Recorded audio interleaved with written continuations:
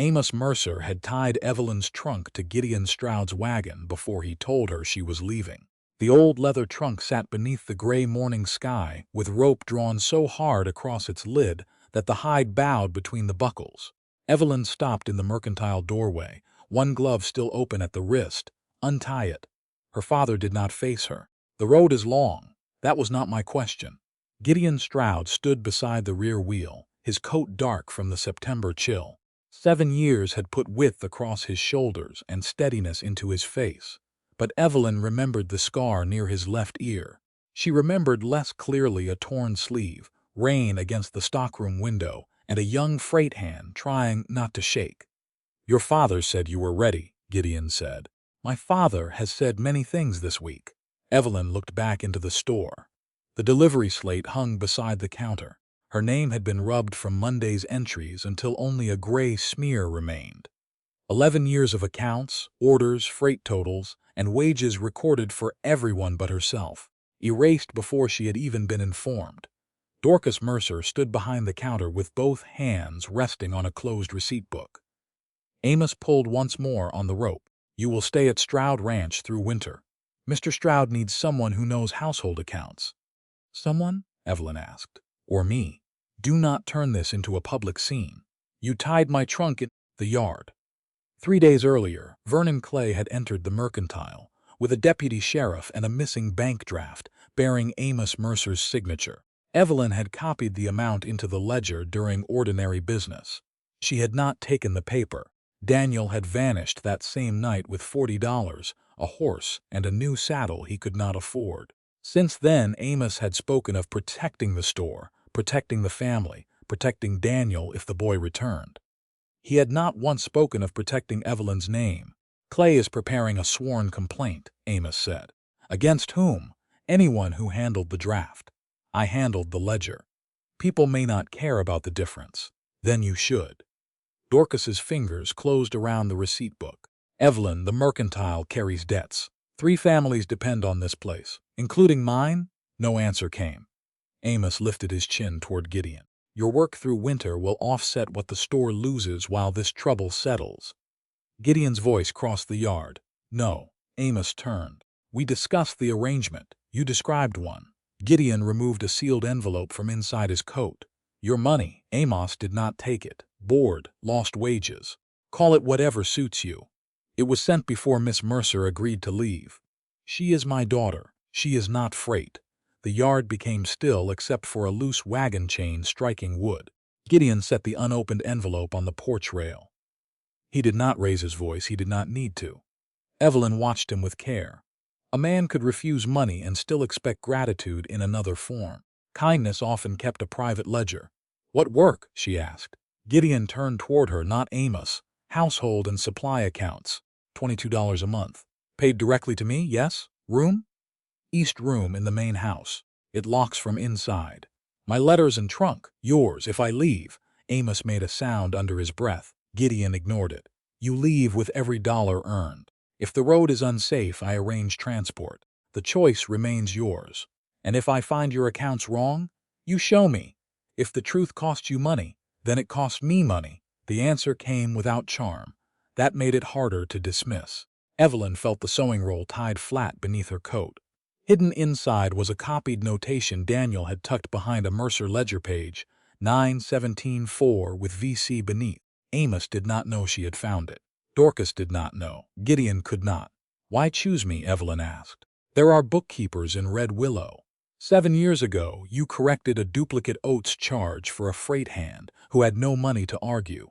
The stockroom memory sharpened. A young man seated among flour sacks, blood near his ear, a sleeve split at the seam. "You were that freight hand." "Yes. I do not remember correcting oats for you. You did it after I left." The amended receipt reached me. "One correction brought you back 7 years later?" Gideon glanced once toward Amos. "It told me you would not make figures say what a stronger man wanted." The words reached too close to the place Amos had wounded. Evelyn looked toward the wagon bed. Beside her trunk sat a small sack stamped with a Denver coffee merchant's mark. "What is that?" "We sell coffee. You mix chicory through it." "Most people do not mind." "You did." She studied him. The memory returned in fragments. Rain, the chipped blue cup, her own grimace after tasting the pot, the small batch she brewed without chicory for an injured stranger. You remembered that? Yes. Why? Gideon did not answer. Not yet. Amos stepped from the porch. The deputy may return tomorrow. Clay may find Daniel first. Evelyn cannot remain here inviting questions. Questions do not become safer because I am gone, Evelyn said. Your absence gives us time. To decide what I did? Amos's mouth tightened. Dorcas lowered her eyes. There it was, the choice already made inside the store. Preserve the mercantile. Preserve Daniel if possible. Spend Evelyn's good name, because it was the cleanest thing the family still owned. Evelyn crossed the yard. Gideon stepped away from the trunk instead of reaching for it. She put one hand on the rope. This knot is pulled too hard. It can be cut, Amos said. Gideon removed his gloves. It can be untied. He worked the rope loose strand by strand, though cutting would have been faster. When Amos's knot finally gave, Gideon retied the trunk with a simple hitch. Then he placed the loose end in Evelyn's hand. Your property, you're not to release. Evelyn tested it. One pull would free the rope. Gideon moved back. Do you accept the work? Not the rescue. Not her father's arrangement, the work. Evelyn looked once at Dorcas, who did not ask her to stay, then at Amos, who did not withdraw the accusation hidden inside his silence.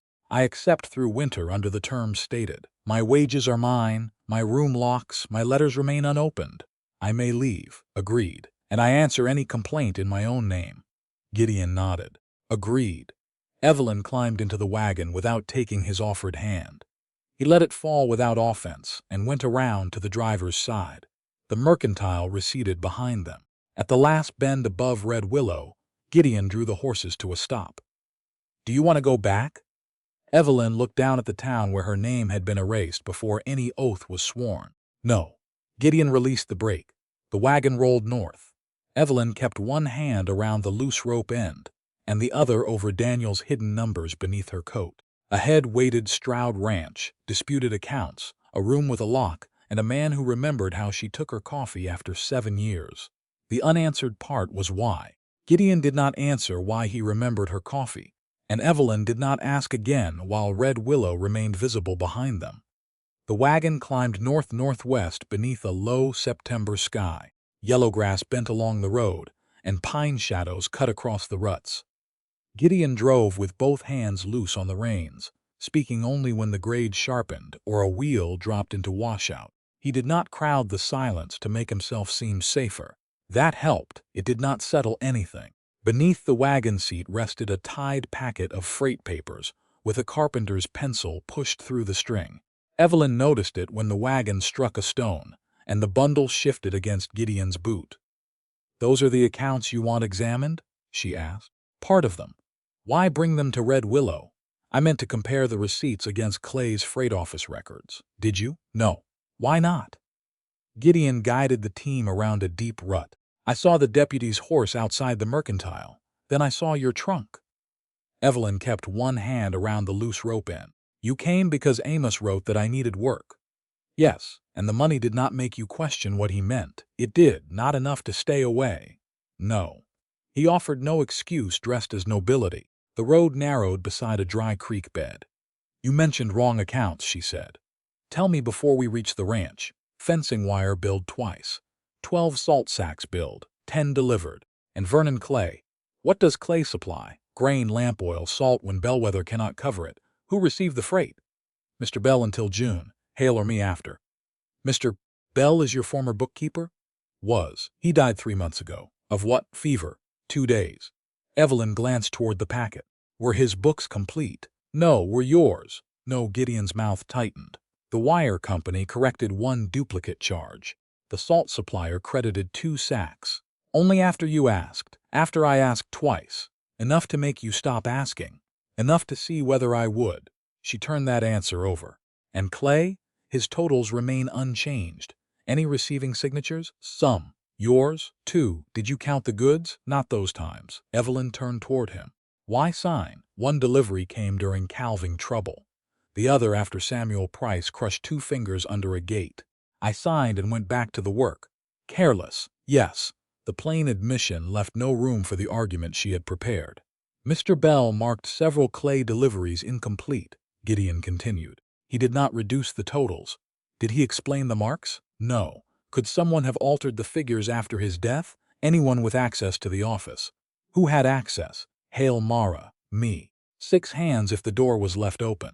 Clay's men twice when they arrived after dark. They entered the office to press for signatures. And you allowed it. Yes. The wind carried dry sage from the lower slope. Evelyn watched the road rather than him. You chose me because I corrected an oats charge 7 years ago. That is one reason. The other, you gave an honest account to a man who could not force one from you. That is the same reason. No, the figures were honest. The coffee was kind. You remember both, yet you will not say why. Not yet. Convenient. Gideon glanced at her, then back to the team. Then do not accept it forever. What does that mean? If my answers remain insufficient, you can leave. You have said that. I mean to keep saying it until conduct makes it unnecessary. Clouds thickened over the western ridge before mid-afternoon. The first rain came thin and cold, ticking against the wagon boards. Gideon stopped beneath a stand of pines and pulled canvas over Evelyn's trunk. He covered the freight packet and coffee sack next, then his bedroll last. By the time he returned to the seat, rain had darkened his coat across the shoulders. How far to the ranch? Evelyn asked. Too far before dark in this weather. Then where line cabin? Less than a mile ahead. Who uses it? Riders in winter. Empty you now. I checked it yesterday, before coming for me. Yes, preparation, not presumption. The distinction was small enough to doubt and important enough to remember. The cabin stood above a shallow draw, built of rough logs with one bunk, one table, a small iron stove, and a door that barred from inside. Gideon entered first, checked beneath the bunk and behind the hanging blanket, then stepped back outside. The room is yours. Where will you sleep? Under the wagon shelter. In this rain, the canvas holds. There is one bunk. Yes, you could take the floor. You have not invited me inside. He set a tin cup on the latch. If anyone lifts it, you will hear the fall. My rifle stays under the lean-to. Revolver stays with me. He pointed to the stovepipe. If you need me and the door will not open, strike the pipe with the poker. And if you decide the rain matters more than my permission, then I remain wet. He waited outside while Evelyn carried in the coffee sack and sewing roll. Her trunk remained beneath canvas on the wagon, tied with the knot she could release herself. She asked Gideon to bring the freight packet inside, because the floor near the doorway was already damp. He entered only far enough to set it near the stove. As Evelyn reached for the chair, the sewing roll caught on the back rung and slipped from beneath her coat. One fold open. A narrow strip of Daniel's copied figures showed inside. Gideon saw it. His boot touched the cloth when he turned. He bent, lifted the roll, and placed it on the table without opening the flap. Curiosity is not permission, he said. He did not offer the words like a favor. They sounded like a rule he meant to keep even when no one watched. Evelyn retied the roll and tucked it beneath her coat. Move the freight packet closer to the stove, she said. The floor is damp. Gideon returned for it. When he lifted the bundle, a folded receipt slid from the gap between the seat board and side rail where the packet had shifted during the ride. It landed near Evelyn's boot. The printed heading bore Vernon Clay's freight mark. Destination Stroud Ranch, cargo, 17 sacks of grain. The receiving line was blank. In the lower margin, written in blunt pencil, stood 3 numbers, 917-4. Gideon crouched but did not touch the paper. You know those numbers. Evelyn stared at them. Daniel's copy had come from behind a Mercer ledger page. This receipt had traveled in Gideon's unsettled freight packet. 2 sources. Same sequence. I have seen them, she said. Where? Not yet. Gideon accepted the return of his own answer. Do you recognize the pencil hand? No. Could it be Bell's? Possibly. He sharpened every pencil badly. What could the numbers mean? Quantities, account references. A 4th shipment, or 3 records linked by one man. Gideon lifted the receipt by its dry edge. Where do you want it kept? Beside the coffee sack tonight.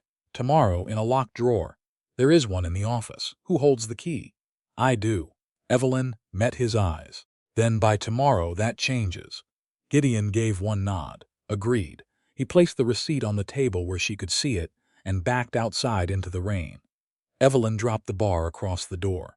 The tin cup settled against the latch. Rain struck the roof harder after dark. Less than an arm's length away lay Vernon Clay's original receipt. Beneath Evelyn's coat rested Daniel's copied numbers. By morning, she would have to decide how much truth to put between herself and Gideon Stroud. The larger question was whether either paper would survive long enough to explain why Clay had tied the same three figures to both their families. At first light, Evelyn folded Vernon Clay's receipt into Gideon's freight packet with her own hands. The rain had weakened before dawn, but water still ticked from the cabin roof and ran in thin lines through the wagon ruts. Gideon was outside harnessing the team. His coat had dried stiff across the shoulders, and the ground beneath the wagon shelter showed where he had slept without coming near the barred door. Evelyn stepped onto the porch with the packet under one arm. "You could have knocked when the rain worsened." Gideon tightened the near trace. The door was barred. A knock is not an entrance. "No." He checked the buckle before looking toward her. "You needed one night in which no man decided his discomfort mattered more than your permission." He said it as a fact, not a bid for gratitude. Evelyn carried the packet to the wagon. Clay's receipt remained inside it. Daniel's copied figures stayed in the sewing roll beneath her coat.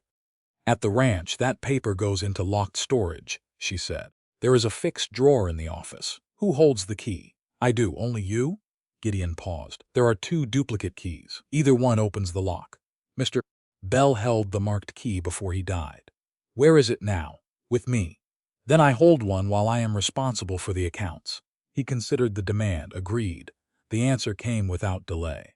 Evelyn returned the freight packet beneath the wagon seat, keeping the string visible. Her trunk remained under canvas, tied with the hitch she could free in one pull. She climbed onto the seat without help. Gideon waited until she had settled before releasing the brake. The road climbed through wet timber, then opened into a long mountain valley, where frost clung to shaded grass. Stroud Ranch appeared before mid-morning. It was not a hidden kingdom built to impress a woman from town. The main house faced a broad meadow. Beyond it stood a barn, corrals, a bunkhouse, a smokehouse, a low feed store patched with newer boards, and an office joined to the house by a covered passage. 6 ranch hands were repairing fence near the yard. A broad-shouldered man in his 40s directed the work. All 7 stopped when Gideon drove through the gate. A woman with iron-gray hair came from the kitchen, carrying a wooden spoon in one hand and a dish towel over the other arm. Gideon halted beside the barn and climbed down. When he turned toward Evelyn, he did not reach for her without asking. "May I help you?" She placed her gloved fingers in his palm. He steadied her to the ground and released her as soon as both boots touched earth. "This is Miss Evelyn Mercer," he said to the assembled workers. "She is employed through winter as bookkeeper for the household and supply accounts. Her wage is $22 a month, paid directly to her." One of the younger hands glanced toward Evelyn's trunk. Gideon continued before anyone could speak. "She is not here under charity, family obligation, or any private arrangement with Amos Mercer. Her room, trunk, letters, and personal affairs are hers. Anyone who cannot respect that may collect wages from Mr. Hale before supper." The older man gave one firm nod. "Understood." Gideon indicated him. "Mr. Hale is foreman. These are the 6 hands. Samuel Price keeps the north herd when his fingers allow it." A young man with 2 fingers wrapped in cloth lifted his uninjured hand. The gray-haired woman tapped the spoon against her palm. "And I am Mara Quinn. I run the kitchen, mend what bleeds, and tell Mr. Stroud when his judgment has wandered." "He mentioned that service," Evelyn said. Mara's mouth curved at one corner. "Then he has begun with honesty." The younger hand stepped toward the wagon. Gideon stopped him with a glance. "No one carries Miss Mercer's property unless she asks." The man stepped back. The correction was small. It still reached the place Amos had bruised. Evelyn turned to Hale. "After I have seen the office, I will need access to the feed store and every receiving record since Mr. Bell's death." "Whenever you're ready," Hale said. Gideon did not decide the order for her. He untied the wagon rope and returned the loose end to Evelyn's hand. She asked Mara to take the coffee sack. Hale and Samuel carried the trunk only after Evelyn named them. Gideon lifted the valise and followed her toward the house. At the east room threshold he stopped.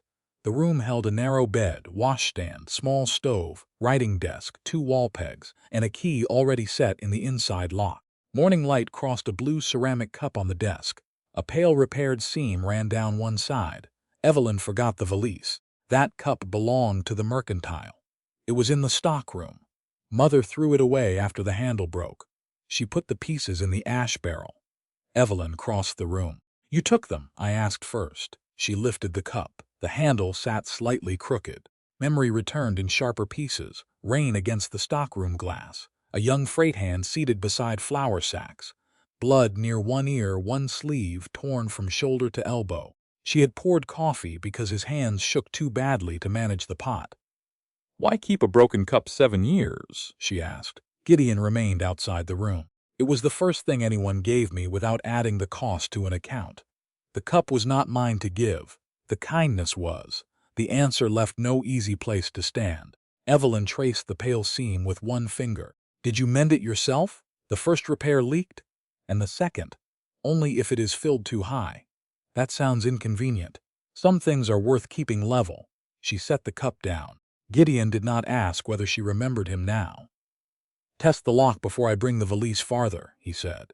Evelyn closed the door, turned the key, opened it again, and found him waiting beyond the threshold. Only after she nodded did he carry the valise inside. Hale and Samuel placed the trunk where she directed. No one crossed farther than invited.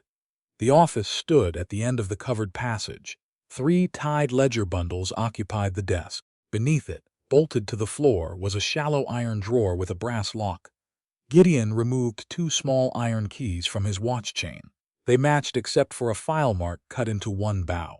"Either opens the drawer," he said. "Mr. Bell kept the marked one until June, and after his death, I took it with the duplicate."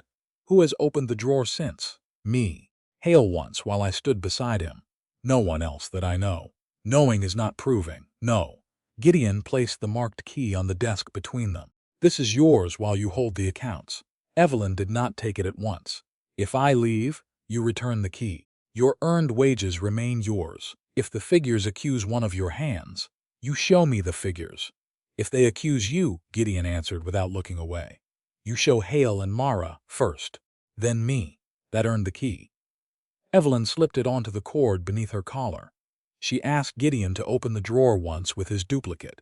He did. Then he locked it and stepped away. Evelyn tested the marked key. The mechanism turned cleanly. She retrieved the freight packet from beneath the wagon seat, removed Clay's original receipt, and placed it inside a flat leather case lying in the drawer. "No seal yet," she said. "Not until I compare the ledgers and make a proper inventory." "Your decision." She locked the drawer. Hoofbeats crossed the yard before she could untie the first ledger bundle. A rider pulled up outside the office. "Telegram from Red Willow." Gideon took the folded message and checked only the address on the outer flap. Then he brought it to Evelyn unopened. "It is yours." The telegraph office stamp crossed the seal. Evelyn broke it. The first line, said Vernon Clay, had filed a sworn complaint before the justice of the peace naming Evelyn Mercer in the theft or alteration of Amos Mercer's bank draft. She was required to appear within 3 days. Below that, in another hand, stood a second message. "Daniel Mercer found alive at mining camp west of Cottonwood Pass. Injured, frightened, asking for Gideon Stroud." Evelyn read the final words twice. "How far?" "About 12 mountain miles." "Can we reach him today?" "If we leave before noon." Gideon did not ask whether she wished to go. He placed a blank telegraph form and pencil on the desk. "What do you want written back?" Evelyn sat. "That I received the notice, that I deny taking or altering the draft, that Daniel is an injured material witness, and I am going to bring him back. Anything else?" She felt the iron key beneath her collar and pictured Clay's receipt behind the locked drawer, that every freight record connected to Vernon Clay must be preserved, and that I will appear within the required 3 days. Gideon pushed the pencil closer. "Write it in your own words." The repaired cup waited in the east room. Clay's receipt waited behind iron. Somewhere beyond Cottonwood Pass, Daniel had asked for the man who remembered Evelyn from 7 years before. She bent over the telegraph form. Knowing one of those three things might explain the others before nightfall.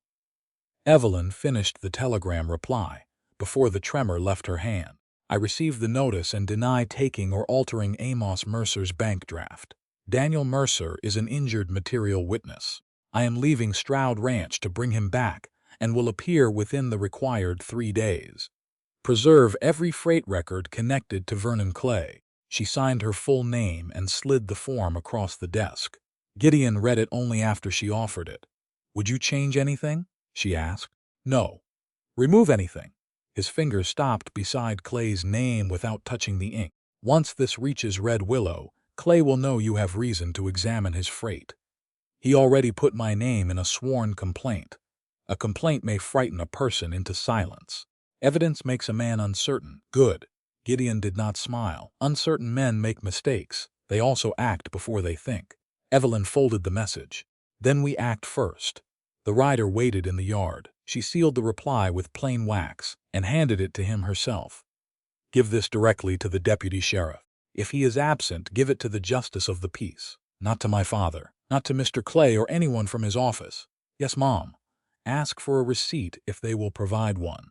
Gideon waited until she had finished before telling the rider to change horses at the south pasture if needed, and not to stop in town. Hoofbeats faded beyond the corrals. Evelyn turned back to the office. Before we leave, I want the receipt checked against every Clay entry Mr. Bell marked incomplete. She drew the filed key from beneath her collar and opened the fixed drawer. Gideon kept his duplicate on the watch chain. The flat leather case lay where she had placed it. She removed Clay's receipt and examined both sides. The damp corner had dried into a pale wrinkle. No added mark, no new fold. Destination Stroud Ranch, 17 sacks of grain, blank receiving line, pencil figures, 917-4. Do you recognize the hand? She asked. No, could it be Bell's, possibly? He left a broad point on every pencil he sharpened. Did he keep private notes? None Hale found. Where were his books after he died? 2 bundles in his room. 1 on the office shelf. Were they sealed? No. Then anyone in the house could have opened them. Yes. Evelyn laid the receipt on clean paper and cut the twine around the first ledger bundle.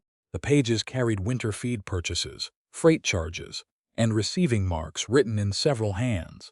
Clay's entries were darker, copied with heavier pressure. Evelyn ran one finger down the column.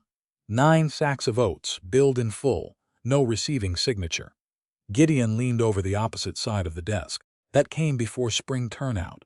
She opened the second bundle. 17 sacks of corn, again billed in full. No initials. And 4. Evelyn followed Bell's small marks through several pages until she found the 4th mixed shipment. 12 sacks billed, 6 marked received. The 6 had been written first. The 12 came later in darker ink. This is not one delivery, she said. The numbers point to 3 records, 9 oats, 17 corn. 4th mixed shipment, perhaps. We do not call a pattern proof until another record supports it. Gideon gave one nod. What does it prove now? That someone used the same sequence to connect Clay shipments with incomplete receiving marks.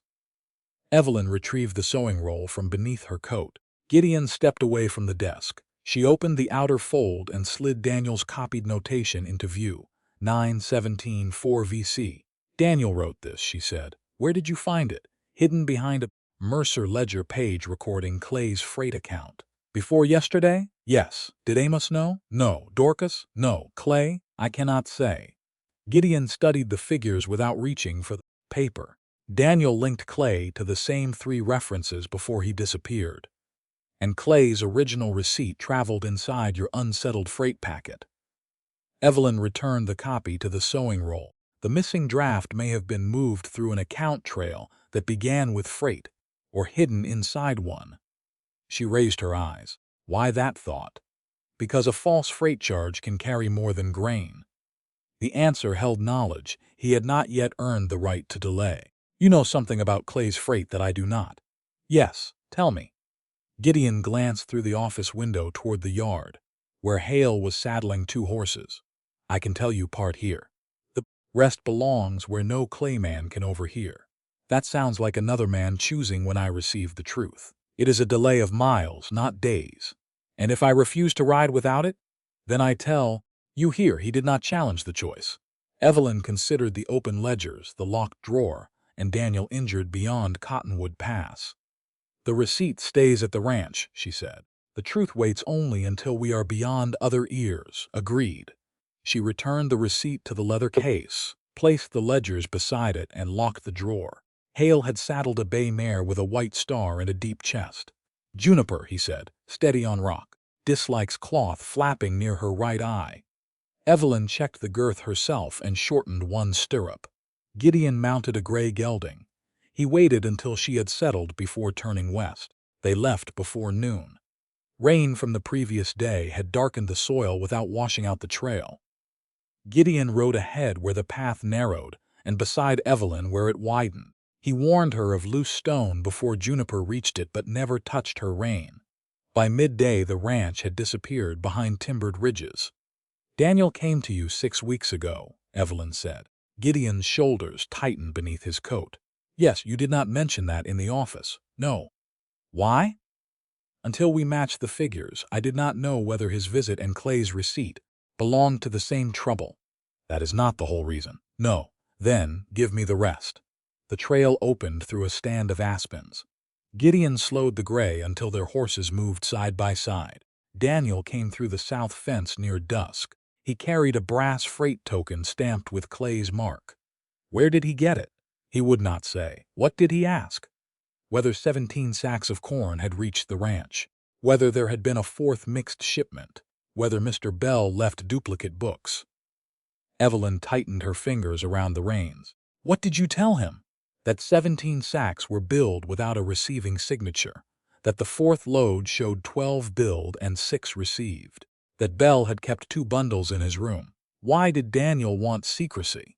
"He said Amos would beat him if he learned Daniel had spoken to me." "Cold wind came off the pass." "You believed him?" "Yes." "And let him leave?" "Yes." "Without warning me?" "Yes." "Why?" Gideon's face hardened against himself. "Daniel asked me not to. I told myself I had no right to enter your family's affairs on his word alone. He named Clay, false freight, and fear of our father." "He did. That was enough to tell me." "Yes." "Did you follow him?" "As far as the lower road. He had a faster horse and cut east through cottonwood ground where the tracks broke apart." "Did you tell Amos?" "No." "So you protected Daniel's confidence and left him alone with the danger that caused it." Gideon absorbed the charge. "I was wrong. Evelyn brought Juniper to a halt. No more private protection involving my family. If Daniel tells you anything connected to my name, Amos, Dorcas, Clay, or these accounts, you tell me before deciding what is best." "Agreed." "Not when you think I am ready." "Agreed." "Not after you have acted." "Agreed." "And if the truth makes me leave?" Gideon met her gaze. "Then you leave knowing it." The answer did not erase the mistake. It established the next test. Evelyn urged Juniper forward. They reached the mining camp late in the afternoon. Rough cabins clung to the slope above a stamping mill. Telegraph wire followed the freight road into a small assay building. The operator recognized Gideon at once. "You came fast." Evelyn stepped to the counter. "Where is Daniel Mercer?" The man removed his spectacles. "Gone." "When?" Gideon asked. "This morning. He saw 2 Clay freight men near the mill and went out the back." "How badly is he hurt?" Evelyn asked. "Left eye swollen nearly shut. Right boot cut down the side because the ankle had swelled. A shallow slice on one forearm. He could walk with a stick but not far." "Why did you let him leave?" "I tried to stop him. He said staying would bring them through my door." The operator reached beneath the counter and brought out folded brown paper. "He left this for Gideon." Gideon did not take it. "Give it to Miss Mercer." Daniel's handwriting slanted across the page. "Gideon, the 4th load was never grain. Clay knows Evelyn copied the figures. Do not let her return to Red Willow without proof. Ask Gideon why he came back for you 7 years ago. He was there when Pa chose Clay." A shadow crossed the assay office window. 2 riders in brown freight coats moved along the lower road. One turned his head toward the building. The operator lowered his voice. "Those are the men Daniel saw." "Where would he go?" Gideon asked. "Ufil, abandoned claims, or the collapsed sluice. Their horses cannot climb the upper cut." Evelyn folded Daniel's note once. "What did my father choose?" Gideon's face went still. Outside, one rider reined in near the mill. "Clay," he said. and the fourth load nearly killed me. Then tell me before Clay's men reach this door, Evelyn said. Gideon glanced toward the assay office window. One rider had dismounted near the mill. The other remained in the saddle, studying the slope above the camp. Not here. He led Evelyn through a rear passage into an abandoned assay shed, built against the hillside. The telegraph operator followed long enough to point toward a narrow upper cut. The collapsed sluice is beyond the charcoal pits. I'll fetch rope and planks. Daniel's horse and saddle are still under my lean-to. Bring them to the sluice, Gideon said. Use the back path. The operator nodded and left. Gideon closed the shed door but did not bar it. Dust lay thick on the assay table. Rusted pans hung from nails. Through cracks in the wall came the soft clink of a bit and the lower murmur of Clay's riders questioning someone near the mill. Evelyn kept Daniel's note in her hand. Begin with the fourth load. Gideon stood across the table from her. In the spring of 1882, I hauled freight for Vernon Clay. I was 22 and poor enough to mistake hard work for protection. What was on the wagon? The manifest said grain for Stroud Valley stores, 12 sacks over the top. Under them were altered brand hides and 2 sealed bank remittance boxes. How did you find them? One sack tore on a switchback. I climbed up to shift the load and saw iron corners beneath the grain. The boxes carried bank marks from Red Willow. Where were they supposed to go? A bank west of Cottonwood Pass. Did they arrive? I learned later they did not. A boot scraped outside the shed, then passed. Gideon waited until the sound faded. Clay's foreman saw me checking the marks. 2 men pulled me from the wagon beyond the lower ford. They meant to leave me where the creek would rise. His hand moved once toward the old scar near his ear, then dropped. I got loose before dark. Evelyn pictured the torn sleeve she had stitched. The blood she had assumed came from a freight accident. You came to our store. Your father hid me in the stockroom. Why would Amos help you if Clay held his debt? Because he was frightened Clay's men would return and find me on his floor. Fear made him merciful for one night. Gideon's voice remained level, but the memory had tightened every line of him. Clay came after closing. Amos told him I had gone south. Then he altered a receiving entry so the fourth wagon appeared complete. You saw him change it? I watched from behind the flour bins. Evelyn's fingers pressed Daniel's paper flat against the table. And my mother? Dorcas brought bandages. She did not ask what the freight carried. I did. You asked why 3 men were needed to injure 1 freight hand. The answer returned another piece of memory. She had been 18 and angry at the sight of Gideon trying to mend his own sleeve with fingers that would not obey. You would not tell me. I thought naming Clay would bring him to your door. So you let me believe you were injured by a wheel. Yes. Another protection by omission. Gideon accepted it. Yes. Rain had begun again, light against the shed roof. What happened after I stitched your sleeve? Evelyn asked. You gave me coffee in the blue cup. No chicory. I left before dawn. That does not explain why you returned. Gideon looked toward the wall instead of using silence to escape. 3 weeks later, I came back with $14. For what? To ask permission to court you. Evelyn felt the room narrow around that sentence. You never asked me. I asked Amos where you were. He said you had laughed after I left. Said you wanted a town man with clean cuffs and a proper account. I never said that. I know now. You believed him then. I wanted to. Believing him hurt less than hearing the answer from you. The truth was not flattering. That made it credible. Who else heard? She asked. Daniel. He was 13. He was sweeping behind the stockroom curtain. Clay stood outside the alley door with Amos. Clay heard you had returned for me. Yes. What did Amos choose? Gideon's jaw hardened. Clay's credit. The store. Whatever version of safety he thought debt could purchase. And you? I struck Clay once when he called you part of Amos's payment. Evelyn's breath caught. Not from romance but recognition. The same language, 7 years apart. Then I left, Gideon said. Why? Because I had no ranch, no standing, and too much pride to ask you directly after Amos said you had laughed. You let him answer for me. Yes, outside, a man called to the telegraph operator. No answer came. Gideon stepped nearer the shed door, listening. I have loved you since 1882, he said. That is the truth I delayed. Evelyn did not allow the confession to decide what came next. 7 years of feeling could be genuine and still leave her uninformed, unasked, and exposed. We find Daniel first. Gideon's eyes returned to hers. Yes, they left through the rear of the shed and climbed the upper cut. The path rose steeply between abandoned ore piles and blackened charcoal pits. Juniper and Gideon's gray could not manage the broken ground, so they tied the horses beneath scrub pines and continued on foot. A strip of blue wool clung to a thorn above the trail. Daniel's coat had been blue when he left Red Willow. 20 yards farther, one boot mark dragged heavily through damp soil. "Right leg," Gideon said. The operator said his right ankle was swollen. Evelyn moved ahead.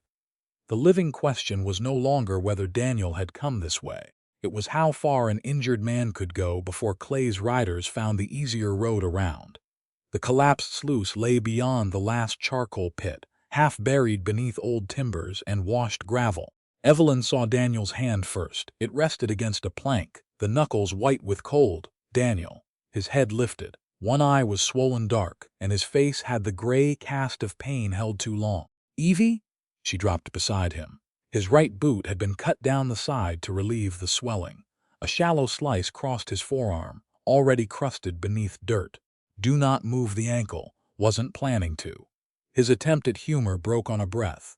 Gideon knelt on the other side of the timbers. "Is anything pinning you?" "No. I crawled under when I heard horses." "Can you feel your toes?" Evelyn asked. Daniel flexed them once and winced. "Yes, good, you are not standing. Clay's men." "Below us," Gideon said. "The upper route remains open." Daniel clutched Evelyn's sleeve, the paper. "What paper?" His hand went inside his coat and came out with a folded piece wrapped in waxed cloth. He did not give it to Gideon. He placed it in Evelyn's palm, first half. She unfolded only enough to see Vernon Clay's printed freight heading. The destination read Stroud Ranch. Grain appeared beneath it. Across one margin, in faded handwriting, stood bank boxes, a say shed. The lower edge had been torn deliberately. Daniel reached beneath his shirt and pulled out a small brass token stamped V. Clay Freight. "Keep that too." Evelyn closed her fingers around both objects. "Where did you get them?" "Clay paid me $40 to copy load references from Pa's books and carry a draft." "The missing draft?" "Yes." Shame tightened his mouth. "I wanted the saddle. Thought I could finish one job and be done." "You took the money?" "Yes." "You copied my figures onto Clay's paper?" "I copied the references." 9:17. Fourth load. Daniel turned his face away. Pa gave it. Clay needed someone who could have handled blank drafts and signatures. Pain did not make the betrayal smaller. It only made the truth harder to carry out of the mountain. "Did I take or alter the draft?" Evelyn asked. "No." "Did you see me sign it?" "No." "Then you will say that under oath." Daniel swallowed. "I will." Below the sluice, a horse struck stone. The riders had found the lower approach. Gideon moved to the edge and looked through the pines. 2 men. 5 minutes, perhaps less. Evelyn kept her voice steady. "Where is the second half?" "Safe. That is not a location. It has Clay's whole signature crossing the tier. 2 bank number lines. Pa's initials beside, received in full." "What numbers?" "I don't know. I read them twice. Couldn't hold the order." "Did you copy them?" "No. Who else knows the second half exists?" Daniel's good eye widened. Lyle might. A shadow moved through the trees below. Gideon drew back. "We need the litter now. The operator is bringing planks and Daniel's horse," Evelyn said. "Then we meet him above the charcoal cut." Gideon reached toward Daniel, then stopped. "May I lift you when we have the litter?" Daniel nodded. Evelyn tucked the waxed fragment and brass token inside her coat, separate from the sewing roll. She stood and scanned the slope. The direct path to the operator would expose them. The upper charcoal route was steeper but hidden. "We take the upper cut," she said. "I carry the rear pole. Gideon takes the front. Daniel's horse follows loose until the ground widens." Gideon did not revise her plan. Agreed. Daniel caught Evelyn's hand before she rose. "Evie, the second half is worse. Because of Amos's initials. Because Clay signed across the tier. If both pieces meet, neither of them can say the paper was made later." Another horse climbed below. Evelyn closed her hand around her brother's cold fingers. "Then we keep you alive long enough to show us where you put it." The operator reached the upper cut with 2 narrow planks, a coil of rope, and Daniel's horse before Clay's riders reached the collapsed sluice. Gideon met him behind the charcoal pit, while Evelyn stayed with Daniel. She kept one hand over the waxed fragment inside her coat, and the other beneath her brother's shoulder, to stop him sliding against the broken timbers. Daniel's breathing had grown shallow. "Stay awake, I'm awake. Then tell me where the second half is." "When we're moving, no now." His good eye closed. "Evie, you said Lyle might know it exists. If Clay's men reach you before we leave, the hiding place dies with your pride." That brought his eye open again. Hoofbeats sounded below. Not near enough to see. Near enough to shorten every answer. Gideon and the operator carried the planks over the ridge. They lashed crosspieces between them, then tied a folded coat beneath Daniel's injured ankle. Gideon knelt beside him. "I need to lift you onto the litter, may I?" Daniel nodded through clenched teeth. Gideon slid one arm behind his back and the other beneath his knees, keeping the swollen ankle level. Daniel made one hard sound and gripped Evelyn's sleeve. She didn't tell him it would be fine. She told him where to put his hand. "Hold the side rope. Do not pull against the ankle." The operator took Daniel's horse by the bridle. The new saddle shone dark with rain, too fine for a boy who had earned none of it. Evelyn took the rear pole. Gideon lifted the front. "You can ride once the ground opens," he said. "I can carry." "That was not the question." "Then ask it again when I cannot." He accepted the answer and turned toward the upper charcoal route. The path rose first, which Daniel hated, then narrowed along a slope of wet stone and old ash. Every step had to be placed before weight followed. Gideon called the hazards ahead. Evelyn adjusted without losing the rear pole. Behind them, one of Clay's riders shouted from the sluice, "Daniel Mercer!" No one answered. "We only want the paper." Daniel's fingers tightened around the rope. Evelyn kept moving. "That tells us they know enough to be afraid." "Lyle saw me once," Daniel said. "Saw what?" "The drawer." "Which drawer?" His breath hitched as the litter dipped. Gideon stopped at once, bracing the front against his thigh. Evelyn waited until Daniel's face regained color. "The old cash drawer at the mercantile," he said. "Pa stopped using it after the brass runner bent." "Where is the false bottom?" "Under the coin tray. Catch is under the back lip. Brass no bigger than a shirt button." "Who knows? I do. Maybe Lyle. He saw me open it once when Pa sent us for old freight slips." "Did Amos see you hide the fragment?" "No." "Dorcas?" "No." "Did you tell anyone?" "No." Gideon glanced uphill. "Does the rear alley door still open into the stockroom?" Daniel nodded. "Front counter can't see it. Lyle used to come through when Clay wanted Pa alone." Evelyn fixed the route in her mind. Alley, stockroom, blind corner, old drawer, catch. "Is the second half wrapped?" "Waxed paper. Folded twice." "Anything else in the compartment?" "Old tax receipts. Maybe a broken pencil." "Did you leave a mark?" "Dust around it. I didn't smooth it." "Good." Another shout rose below. Closer now. The operator pointed toward a stand of lodgepole pines. "Past those trees, the trail drops to the creek. Horses can take it from there." They moved again. The rear pole bit into Evelyn's palm. Halfway to the trees, a splinter slid beneath the skin near the base of her thumb. Her hand closed on instinct. Pain flashed up her wrist. The litter tipped. Gideon planted both boots and stopped the fall. "Set down," he said. "No, your grip is bleeding." "Daniel is heavier when we stop. He is heavier if you lose the pole." Evelyn lowered her end onto a flat stone. Gideon did the same. The riders had not yet found the upper route, but their voices carried across the ravine. The operator moved ahead with the horse to check the creek crossing. Gideon crouched beside Evelyn's hand. "May I see it?" She opened her palm. A thin splinter lay beneath the skin, dark with soot and blood. "Use the knife," she said. Gideon drew a small pocket knife, wiped the blade on a clean fold of his handkerchief, and held it where she could see. "May I remove it?" "Yes." He touched only her palm, never closing around her wrist. The blade lifted the skin.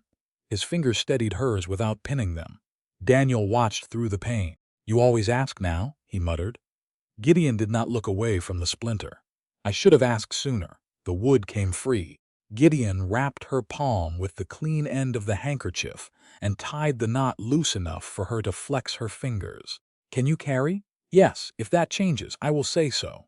Agreed. He rose first and lifted the litter only after she had taken the rear pole, The path opened beyond the lodgepoles. They transferred Daniel's weight to the horse by tying the litter lengthwise between the saddle and a travois pole, keeping his injured ankle supported. Evelyn mounted Juniper once they reached the creek. Gideon took the gray. The operator led Daniel's horse across the shallow water, then turned back toward the camp. "I'll tell the riders you went south. They will know you lied," Gideon said. "They already know I helped him." The operator looked at Daniel. "You live long enough to make it worth the trouble." He returned uphill before anyone could thank him. The ride east took hours. They used a stock trail that cut behind the lower ridge and avoided the freight road. Daniel drifted in and out of sleep. Each time he surfaced, Evelyn made him repeat only what mattered. The second fragment remained under the old Mercer cash drawer. The catch sat beneath the back lip. Lyle had seen the mechanism once. Clay's signature crossed the tier. 2 bank number lines stood beneath it. AM appeared beside received in full. Daniel did not know the digits. He had not copied them. By dusk, the mountain cold had settled into their clothes. Gideon rode near the travois where the trail widened. He did not ask Evelyn whether she believed his confession from the assay shed. He asked whether her hand still had feeling. "All 5 fingers. Good. Do not mistake that for forgiveness. I won't. You let Amos answer for me once. Yes. You will not do it again. No." The answer followed her through the darkening timber. They reached Stroud Ranch near midnight.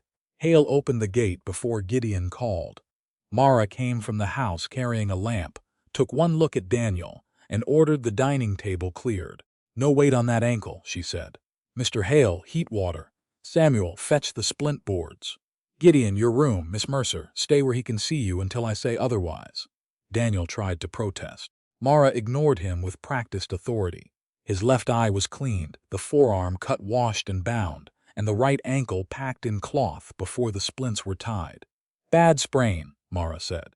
"Possibly a small break. He does not walk on it." Daniel's horse was taken to the barn. Hale removed the new saddle and locked it in the tack room at Evelyn's request. Only after Daniel's breathing settled did Evelyn bring out the evidence. In the office, Mara, Hale, Samuel, Gideon, Daniel, and Evelyn gathered around the desk. Evelyn unlocked the fixed drawer with the marked key. Gideon's duplicate remained on his watch chain. The original Clay receipt lay inside the flat leather case. Daniel held the first fragment and brass token in his own hands. "You place them," Evelyn said. He set both beside the receipt. "Say what they are." First half of Clay's waybill. Brass freight token from Clay's office. "How did you obtain them?" "I took them after I saw the bank box notation." "Without permission?" "Yes." Hale's expression hardened, but he said nothing. Evelyn closed the leather case. "No seal tonight. We make copies first in inventory in daylight." She copied the visible text into her sewing roll. A second copy went into a plain envelope addressed to the justice of the peace, then sealed with wax. The originals remained together in the unsealed leather case inside the drawer. She locked it and returned the key beneath her collar. Daniel's eyes followed the motion. "If Clay comes?" he asks through the law. Hoofbeats sounded beyond the yard before the words finished. 3 riders approached the gate. Hale moved toward the door. Gideon reached for his coat. Evelyn stopped both with one sentence. "No one goes alone." They crossed the yard together. Vernon Clay waited outside the gate beside Lyle and the deputy sheriff. The deputy held a folded notice, not a warrant. Clay leaned over his saddle horn. "I hear Daniel Mercer is here." Evelyn stood inside the gate, Gideon beside her rather than in front. "Why ask?" she said, "if you already know." Clay's horse shifted beneath him, but his attention stayed on Evelyn. "Because your brother stole company property, and because Stroud has chosen to hide him." "Name the property." The deputy sheriff turned slightly in his saddle. Lyle Clay's mouth tightened. Vernon Clay rested one gloved hand on the horn. "A freight paper concerning 17 sacks delivered to this ranch."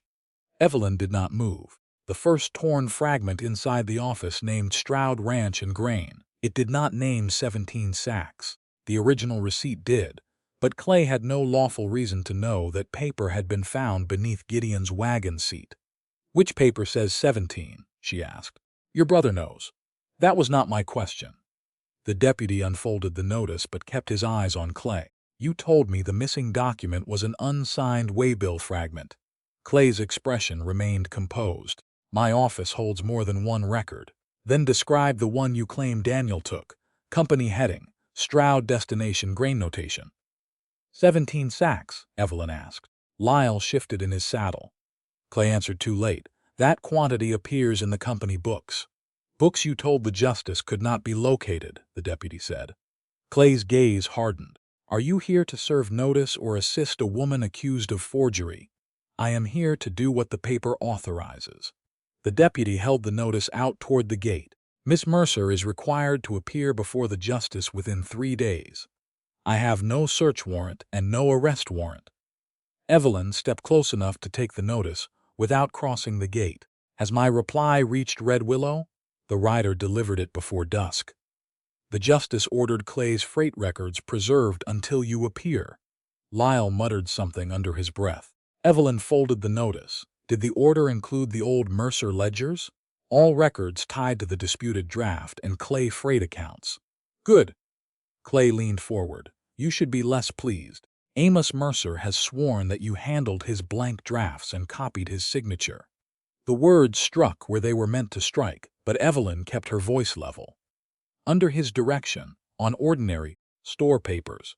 That is your claim. It is the truth.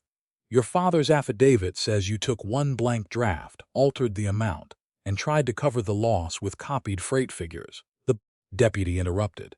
The affidavit says she had prior access. It does not say anyone saw her take the missing draft. Clay's jaw set. Her own brother carried stolen papers. My brother's wrongdoing does not become mine because we share a surname, Evelyn said. Nor does my work become forgery because my father now finds the truth inconvenient. Lyle's horse sidestepped toward the gate.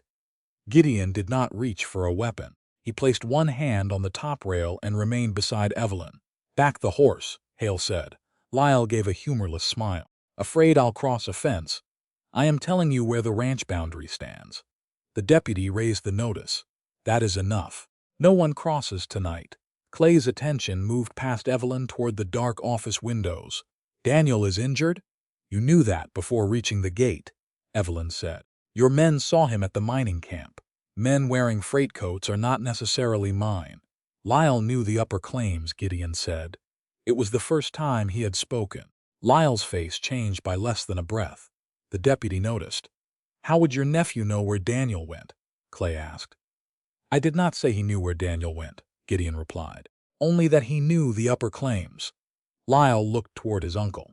Another small mistake. Evelyn let it remain in the air. The deputy reached inside his coat and produced a second folded paper. There is more. Dorcas Mercer refused to sign the affidavit. Clay's head turned sharply. She had no part in preparing it.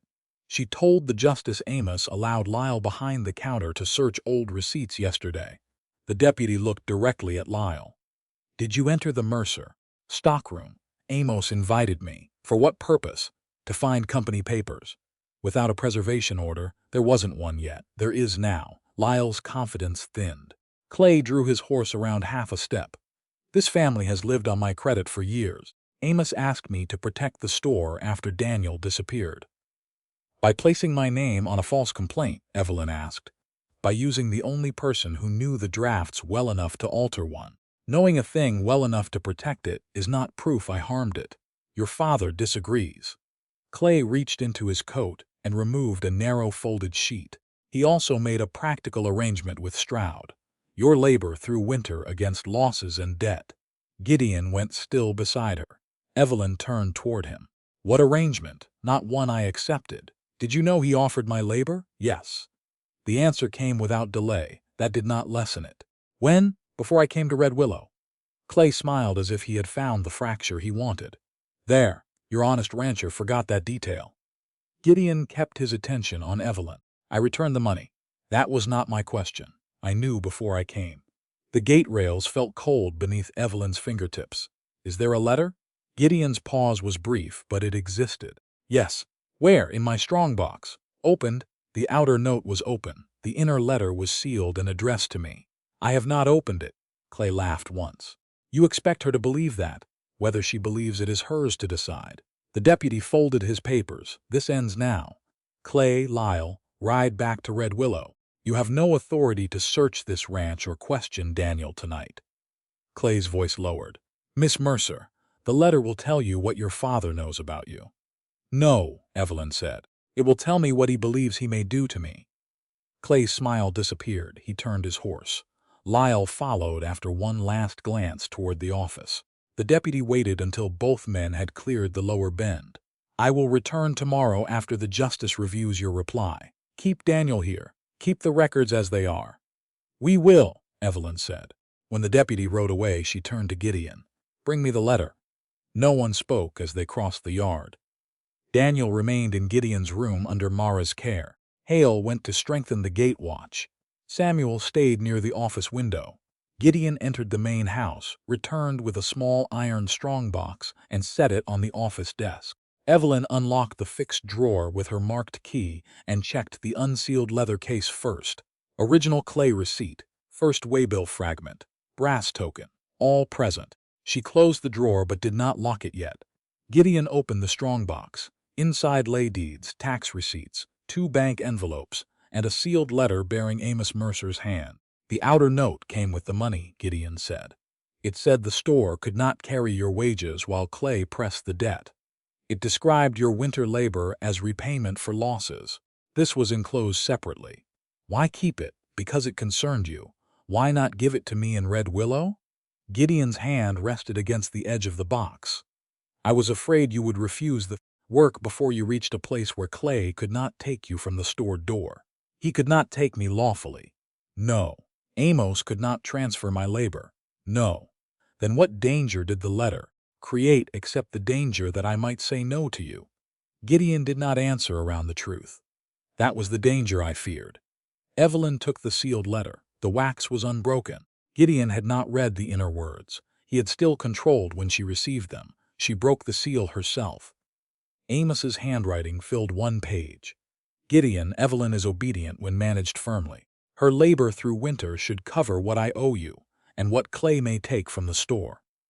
Do not tell her you returned for her years ago. She has always mistaken questions for a right to refuse. If she is given too much choice before she is settled, she will make trouble for everyone.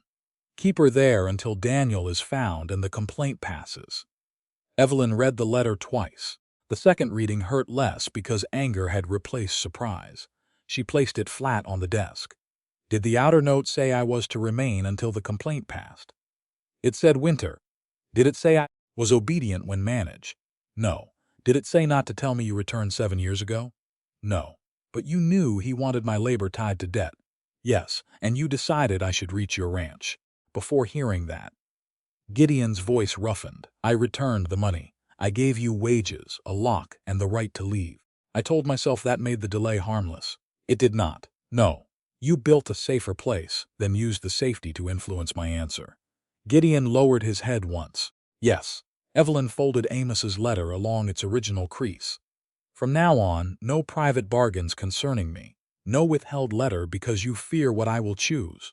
No confrontation with Clay or Lyle alone. No decision about Daniel made without me when my name or family is involved. My employment remains separate from any feeling you have carried since 1882. Agreed.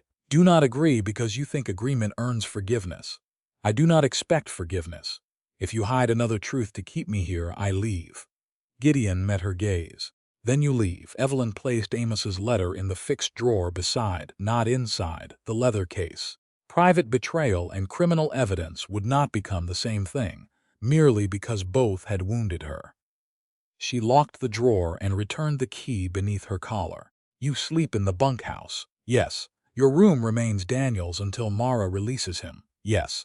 Gideon closed the strongbox. At the office door he stopped without turning back. "I did love you for 7 years." Evelyn rested her bandaged hand on the locked drawer. "That is not the part I doubt." He left for the bunkhouse. Outside, Hale changed the gate watch. Inside, Daniel slept with the first fragment secured under iron, while the second still waited beneath Amos's old cash drawer in Red Willow. Evelyn had gained the truth Gideon feared would send her away. The next question was whether he could remain the man he claimed to be after she took control of what happened next. At dawn, Gideon placed every fact he had withheld on the office desk before Evelyn asked for one. He stood across from her with no coat, his shirt sleeves rolled from washing at the bunkhouse pump, and Daniel asleep in the room he had surrendered. Clay kept 2 freight books in 1882, he said. One for the banks and stores, one for the loads that carried altered hides, missing goods, and the remittance boxes. Evelyn sat with Amos's letter locked in the fixed drawer beneath her marked key. How do you know there were 2? I saw both in Clay's office. The false book stayed under the counter. The true one went into a wall cabinet whenever strangers entered. Did Amos know? He knew records were being changed. I cannot prove he saw both books. Then do not say more. I won't. Gideon continued without defense. Mr. Bell's incomplete marks had troubled him before Bell's death, but he had delayed confronting Clay because the ranch owed freight charges and lacked enough winter cash to replace a major supplier at once. Daniel's visit 6 weeks earlier should have ended that delay. Gideon had instead waited for corroboration. He had also known Clay heard about his return for Evelyn in 1882 and might use that knowledge against both families. Anything else? She asked. Amos told me Daniel had become unreliable before the missing draft. He wanted me to believe any accusation from the boy would be revenge. Did you? Enough to wait? Which was useful to Clay. Yes. The office door opened before Evelyn could ask another question. Hale entered with wet mud to his knees and a sawed length of pine bark in one hand. Lower road is blocked. 2 trees laid across it before daylight. Gideon took the bark. The cut showed bright under the damp outer layer. Wind did not do this. No. Samuel also found the telegraph wire down east of the creek. Cut clean, Evelyn rose. Clay had failed to take the first fragment at the mining camp, failed to enter the ranch under a warrant, and failed to frighten her with Amos's affidavit. Now the ranch road and telegraph were being closed at the same time. The question was not whether he would act again, it was which proof he meant to isolate. Gideon reached for his coat. We can use the North Ridge to Red Willow. No. His hand stopped. What do you want? Bellwether first. Hale frowned. Red Willow has the justice. Red Willow also has Clay Lyle, my father's store, and the false drawer they may already be watching. Bellwether has a United States post office and a stage register. Evelyn opened the fixed drawer. Copies go into independent hands before anyone knows which road we take. Gideon nodded once. Then Bellwether. He did not call it his decision after accepting hers. Mara brought Daniel into the office on a chair because he could not bear weight. His right ankle remained splinted and elevated on a stool. The bruising around his left eye had deepened overnight. Samuel stood near the door, with 2 fingers still wrapped from the gate injury. Hale took the opposite side of the desk. Evelyn set the flat leather case in the center and named each object once. Original Clay receipt. First torn waybill fragment. Brass Clay freight token. Daniel confirmed the fragment and token were the items he had carried from the mining camp. Hale confirmed the receipt was the paper Evelyn had placed in the case after comparing the ranch ledgers. Mara confirmed. All 3 had remained in the fixed drawer since midnight. Evelyn wrapped the case in cord and tied a square knot. Gideon melted plain sealing wax over the crossing. Daniel pressed the milled edge of one of his remaining coins into the wax. Beneath the knot, Evelyn tied a narrow paper tag. Daniel marked it DM. Hale added H. Mara added MQ. Samuel signed the inventory beneath their names. No one needs to remember the seal by description alone, Evelyn said. The paper records who saw it made. She copied the inventory in her own hand. 1 copy went into the sewing roll beside Daniel's figures. A second went to Mara, who folded it into wax paper and hid it in the false bottom of a flour tin. The third went into a larger envelope addressed to the justice of the peace in Red Willow. It contained copies of the receipt and first fragment, the inventory, Daniel's warning about the second fragment, and the sealed statement Evelyn had prepared the night before. No originals. Amos's letter remained separate inside the drawer. Gideon watched her return the sealed leather case to the iron compartment. Your key stays with you, he said. Yours does not come with us. She met his gaze. Explain.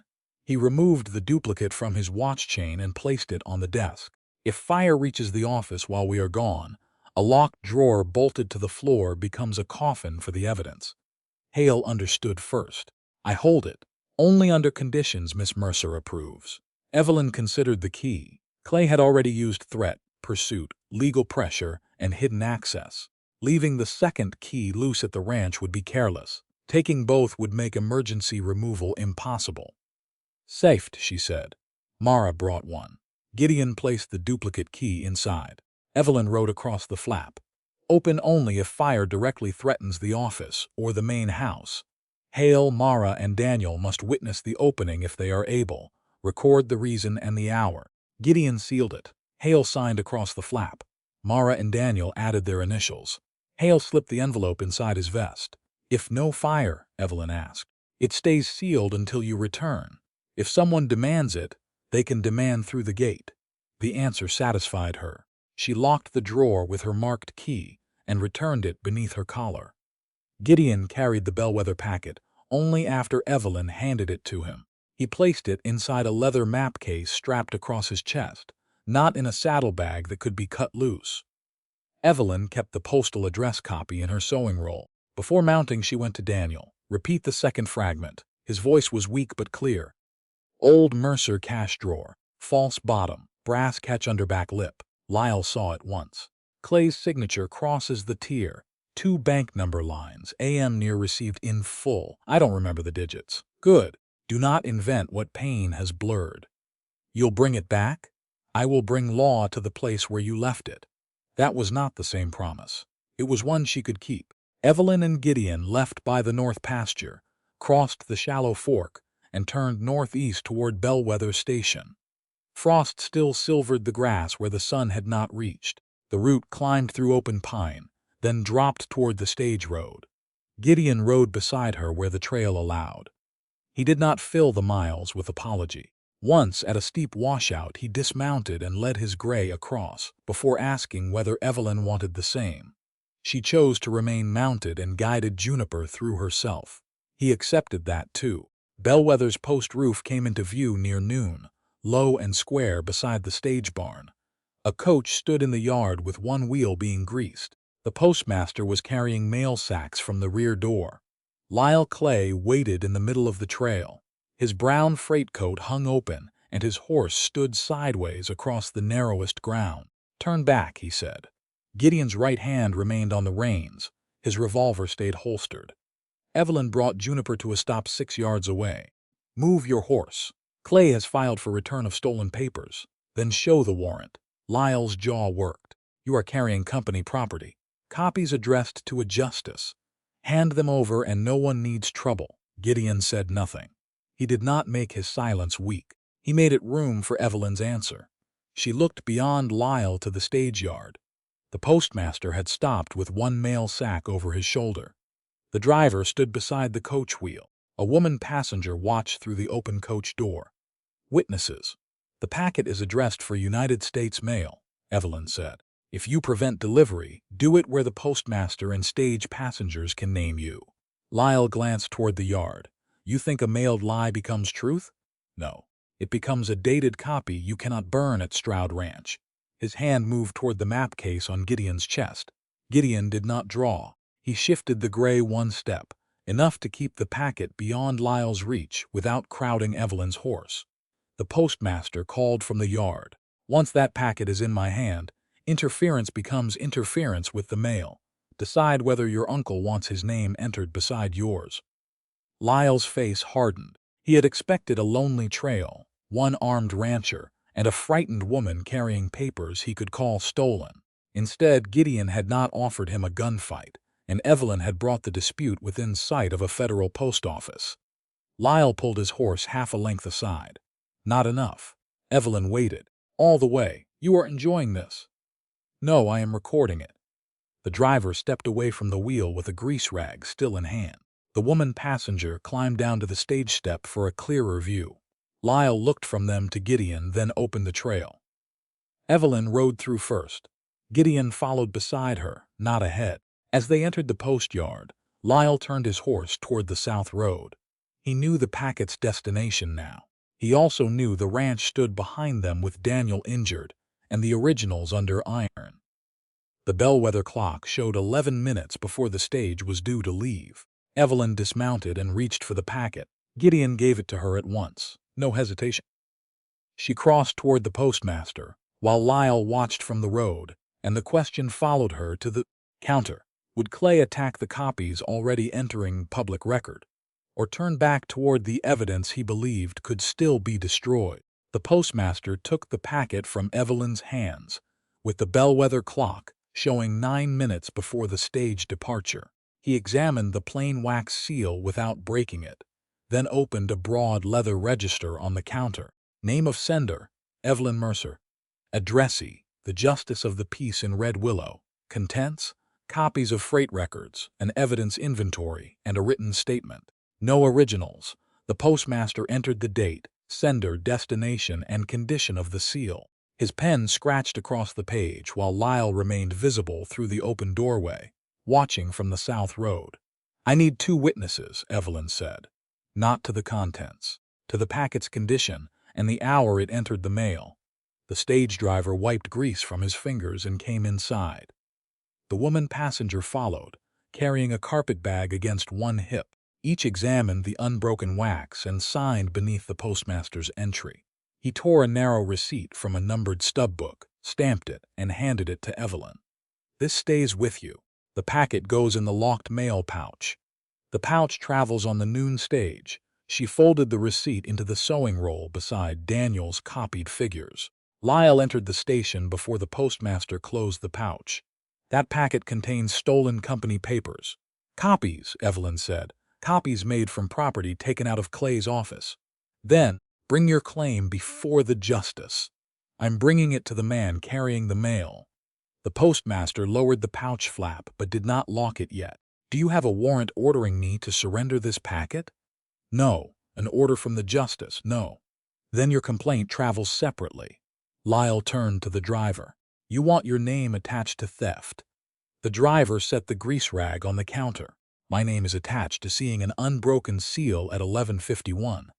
The woman passenger added, and mine to hearing you try to stop it without a warrant. Lyle's face tightened. You people do not know what Clay Credit keeps open in this valley. Evelyn rested her bandaged hand on the sewing roll. Credit does not grant ownership of every paper that proves an account wrong. Nor every daughter whose father owes money, Lyle asked. He meant the words as humiliation. They struck the old wound and failed to open it. No, Evelyn said. Not her either. The postmaster locked the pouch. The click ended the argument more completely than a raised voice. Lyle stepped back toward the door. When the justice reads your lies, you will wish you had kept them private. That is why I mailed copies, Evelyn said. Truth should not depend on one locked drawer or one frightened witness. He left without another word. Through the window, Evelyn watched him mount and take the south road at speed. Gideon came to stand near the counter, leaving enough distance that the postmaster could still pass between them. He is not riding toward Red Willow, he said. No, the South Fork reaches the lower ranch road. The question from the trail returned. Copies or originals, Clay had chosen. Evelyn slipped the sewing roll beneath her coat. We take the stock route. It is rougher. It keeps us off the road Lyle expects. Gideon accepted the decision. They watered the horses, waited only long enough for Juniper's breathing to settle, then left Bellwether by the eastern pasture track. The stock route climbed through open ground before bending west toward Stroud Ranch. Frost had burned away under the noon sun, leaving the soil dark and soft beneath the horses' hooves. Gideon rode behind on the narrow sections, watching their back trail. When the path widened, he came beside Evelyn. Her bandage had loosened near the base of her thumb. He noticed and reached toward his saddlebag, then stopped. Your hand is bleeding through. Evelyn glanced down. A thin red line had darkened the cloth. I can retie it. Gideon handed her a clean strip without taking her reins or touching her wrist. She wrapped the palm herself. He watched the ridge behind them until she finished. No apology. No claim that restraint should count as tenderness, only conduct. Smoke appeared above the western timber before the ranch buildings came into view. Not chimney smoke, too black, too low. Gideon straightened in the saddle. Feed store. Evelyn measured the slope. The fastest route was the aspen cut, steep and narrow. Juniper could manage it, but not at the Gray's speed. "Take the cut," she said. "I will use the wagon track." Gideon's jaw tightened. "You should not ride alone if Lyle is ahead. The wagon track stays open across the meadow. Anyone there can see me from the barn. You reach the fire faster by the cut. And if the fire is a lure, then the ranch needs one of us able to fight it before the roof catches." He did not waste another breath arguing. "Stay in the open, I intend to." Gideon turned the Gray toward the aspen slope. Evelyn took the wagon road at a controlled gallop. By the time she crossed the lower gate, Hale and 4 hands were throwing water against the feed store wall. Flames had blackened the outer boards, but had not reached the roof. Gideon was already on the ladder, tearing away a burning strip of siding with a hooked pole. Mara stood near the office passage with a shotgun across her apron. "2 riders," she called. One threw oil at the feed store. The other went for the office window. "Which one?" Evelyn dismounted. "Lyle Clay, brown freight coat." I saw his face when Samuel shouted. The office window had been broken inward. A jagged pane remained in the frame, holding a coarse brown wool fiber. Evelyn wrapped the fiber in clean paper without touching the glass around it. "This proves cloth caught here," she said. "Your eyes must prove the man." Mara nodded. "Then my eyes will swear." Samuel came from behind the office, breathing hard. He rode toward the lower ford. Gideon dropped from the ladder. Soot streaked one side of his face. The fire was nearly contained. "I can catch him before the creek." He moved toward the Gray. Evelyn's answer stopped him. "No one goes alone. He tried to burn the ranch and enter the office, which is why he wants you angry enough to leave witnesses, Daniel, and evidence behind." Gideon looked toward the lower pasture. Hoofbeats were already fading beyond the cottonwoods. Every muscle in him had chosen pursuit before his mind caught up. Evelyn watched the choice reach his face. Then he turned away from the horse. "Hale," he said, "finish the outer wall. Samuel, watch the lower road. I stay." No resentment entered the words. He returned to the fire and helped strip the last hot boards from the wall. Lyle escaped. Gideon kept his promise. The cost made the act real. After the flames were out, Hale removed the sealed emergency key envelope from inside his vest. The wax and signatures remained unbroken. "Never opened," he said. Gideon took the envelope only after Evelyn examined the flap. He broke the seal before Hale and Mara returned the duplicate key to his watch chain and placed the torn envelope on the office desk as a record of custody. Evelyn drew her marked key from beneath her collar. The fixed drawer opened without resistance.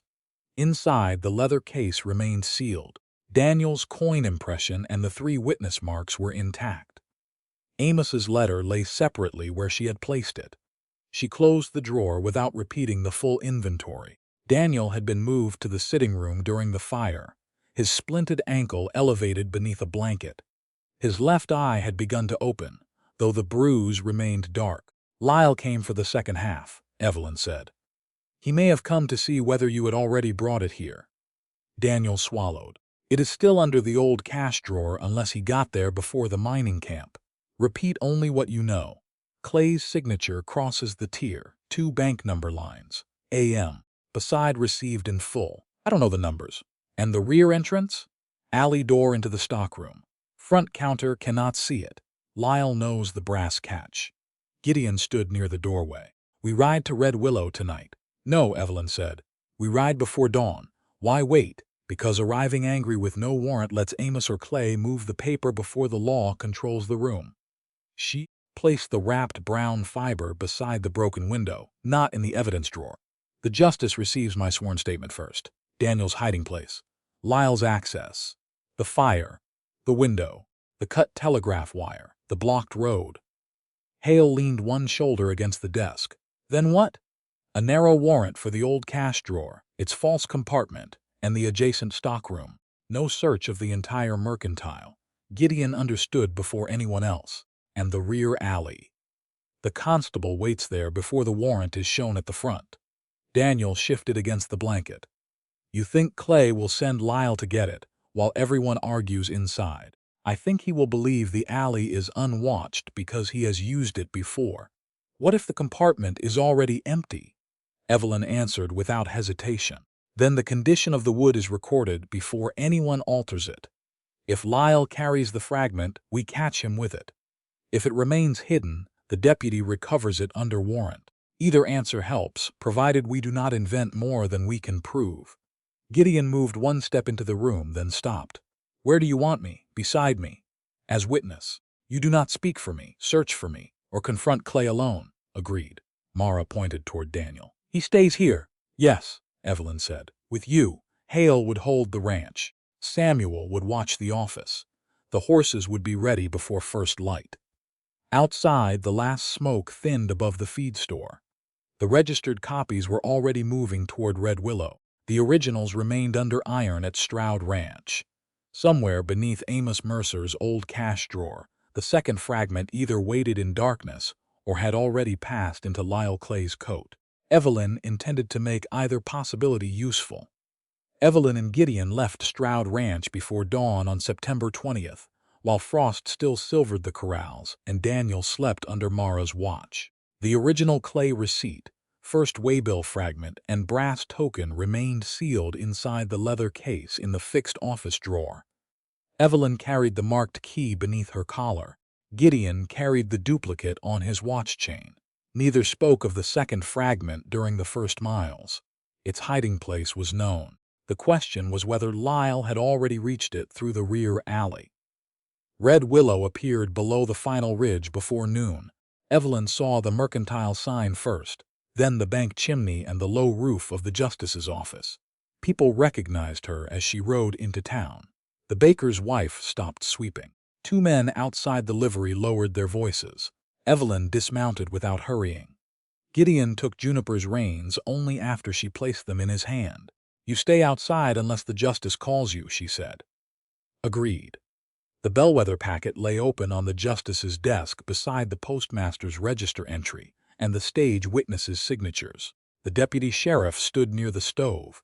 The bank clerk occupied one chair, and the town constable waited by the back wall. Your packet arrived intact, the justice said. The post record fixes the mailing yesterday before noon. Evelyn placed her sewing roll on the desk but did not open it. I need to swear to the hiding place and to Lyle Clay's means of reaching it before anyone approaches the mercantile. The justice opened his docket. Evelyn stated only what she could support. Daniel had hidden the second half of a Clay waybill beneath the false bottom of Amos Mercer's old cash drawer. A brass catch under the rear lip opened the compartment. Lyle Clay had once seen Daniel use the catch. The rear alley door entered the stockroom beyond the front counter's line of sight. The telegraph wire had been cut. 2 pines had been sawed across the lower ranch road.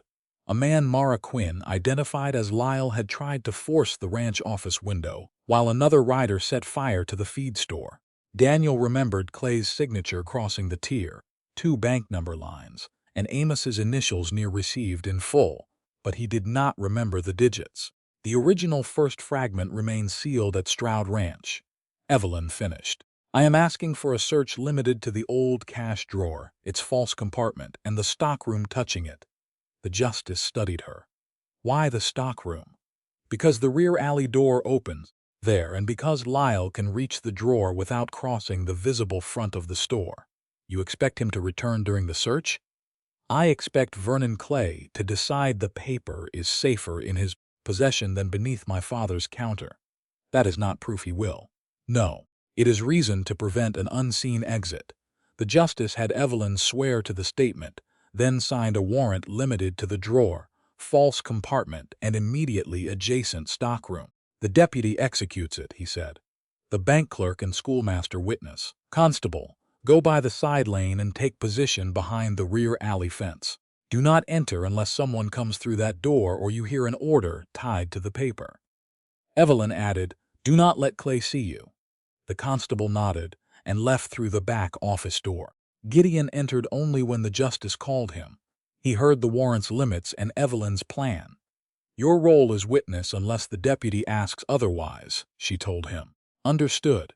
They crossed Main Street together. Amos blocked the Mercer mercantile doorway before Evelyn reached the porch. Dorcas stood behind the counter, pale but upright. Vernon Clay waited near the stove with his cane angled across one knee. You are not entering, Amos said. The deputy unfolded the warrant. She is under lawful authority. Clay rose. On the word of a thief and an injured boy. Evelyn climbed the steps. On a sworn statement limited to one drawer. A drawer you controlled for 11 years. Then an empty compartment should comfort you. Clay's cane struck the floor once. Dorcas came around the counter. Let them search. Amos turned toward her.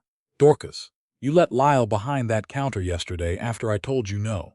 The deputy faced Amos. Was Lyle Clay given access to the old cash drawer? He looked through old receipts. Did you remain with him? Not every minute. Dorcas's hands trembled, but her voice held. There is another book. Clay's head turned sharply. What book? Amos asked. The duplicate receipt book you said had been burned. Dorcas pointed toward the flour bins. I found it after Evelyn left, wrapped it in a dishcloth and put it behind the rear bin. You hid business property from your husband? Clay asked. I kept him from burning what he had lied about. The justice motioned to the bank clerk and schoolmaster. Mrs. Mercer will show you the location. Do not open the book. Dorcas led them into the stockroom. The deputy remained between Clay and the counter. Gideon stood where Evelyn indicated, beside the aisle, leaving her a clear path to the drawer. From the rear room came the scrape of a flour bin. Then the bank clerk returned carrying a cloth-wrapped volume on both palms. Flour dust coated the fabric. Found behind the rear bin, he said. No string, no seal. The justice ordered clean wrapping paper and cord from the store shelf. Dorcas wrapped the book herself. The bank clerk and schoolmaster initialed a tag beneath the knot. The justice sealed it without opening the cloth. This remains closed until the examination. Clay stepped toward the stockroom doorway. There are older receipts back there that will show exactly who kept these books. The deputy blocked him. You do not touch anything covered by the warrant. I can point to the shelf. The justice allowed him to indicate it from the threshold. Clay moved through the blind corner, where the counter could no longer see the rear door. He reached toward a high shelf, then opened the alley door no more than a hand's width. His voice dropped. Get the paper from the old drawer and ride north. The words barely carried into the stockroom. Outside, hidden behind the fence, the constable heard them. Clay shut the door and returned to the front before anyone at the counter knew he had done more than point toward a shelf. Nothing there but old invoices, he said. Evelyn saw only that he had bought time. Deputy, she said, please execute the warrant. He stepped behind the counter. The bank clerk opened his notebook. The schoolmaster positioned himself where he could see Evelyn's hands and the drawer. Evelyn indicated the old cash drawer. This one. The deputy pulled it open. The front tray held coins. Receipts filled the rear. Under his direction, Evelyn removed each section and placed it on clean paper. I have touched nothing beneath the tray, she said. The clerk recorded it. Her fingers found the brass catch under the back lip. The catch is here. Open it, the deputy said. Evelyn pressed. The false bottom lifted half an inch. The hidden space below was empty. Dust coated the wood except for one clean rectangle shaped like folded paper. A waxed cloth fiber clung to a splinter in the rear corner. Amos drew breath behind her. Clay stopped speaking. Evelyn did not reach inside. Write what the wood shows, she said. Do not give it a name the wood cannot give us. The clerk recorded the clean mark and the visible fiber. A latch moved beyond the stockroom. The rear door opened hard. Lyle stepped through with one hand inside his brown freight coat. He saw the deputy and turned back toward the alley. The constable rose from behind the fence. Hands out. Lyle stopped. His gaze moved past the constable toward Clay. You said nobody would be there. Clay's cane struck the floor. Say nothing. The deputy crossed the stockroom and removed a folded packet wrapped in waxed paper from inside Lyle's coat. A small knife lay in his other pocket, its blade carrying fresh wood dust. The deputy placed the packet on a clean ledger board. No one touched the paper directly. The justice opened only enough of the wrapping to identify what had been recovered. Clay's printed freight heading appeared. Along the torn edge ran the continuation of a signature. 2 serial lines were written beneath it. Near the lower entry stood AM, beside received in full. Amos gripped the counter until his knuckles whitened. Dorcas watched him. Are those yours? She asked. The justice raised one hand. Not here. Not before oath. The bank clerk leaned closer. The digits are legible. Evelyn did not repeat them. This was their first verified appearance, and they belonged in the official record, not in memory. The justice rewrapped the fragment, sealed the fold with plain wax, and signed across it. The bank clerk and schoolmaster added their initials. The knife was wrapped separately. Lyle Clay is held for attempting to remove material evidence during execution of a lawful warrant, the deputy said. Clay stepped forward. You cannot hold him on a scrap stolen from my office. The constable entered from the alley. I heard you tell him to get the paper from the old drawer and ride north. Clay's face changed. You are mistaken. Then I will swear to what I heard. The justice opened the docket again. The constable swore that Vernon Clay had stepped to the rear door, spoken the instruction, and returned to the front of the store before the search began. Dorcas swore that Amos had given Lyle prior access behind the counter. The bank clerk swore to the empty compartment, the clean paper mark, the fiber, and the recovery of the fragment from Lyle's coat.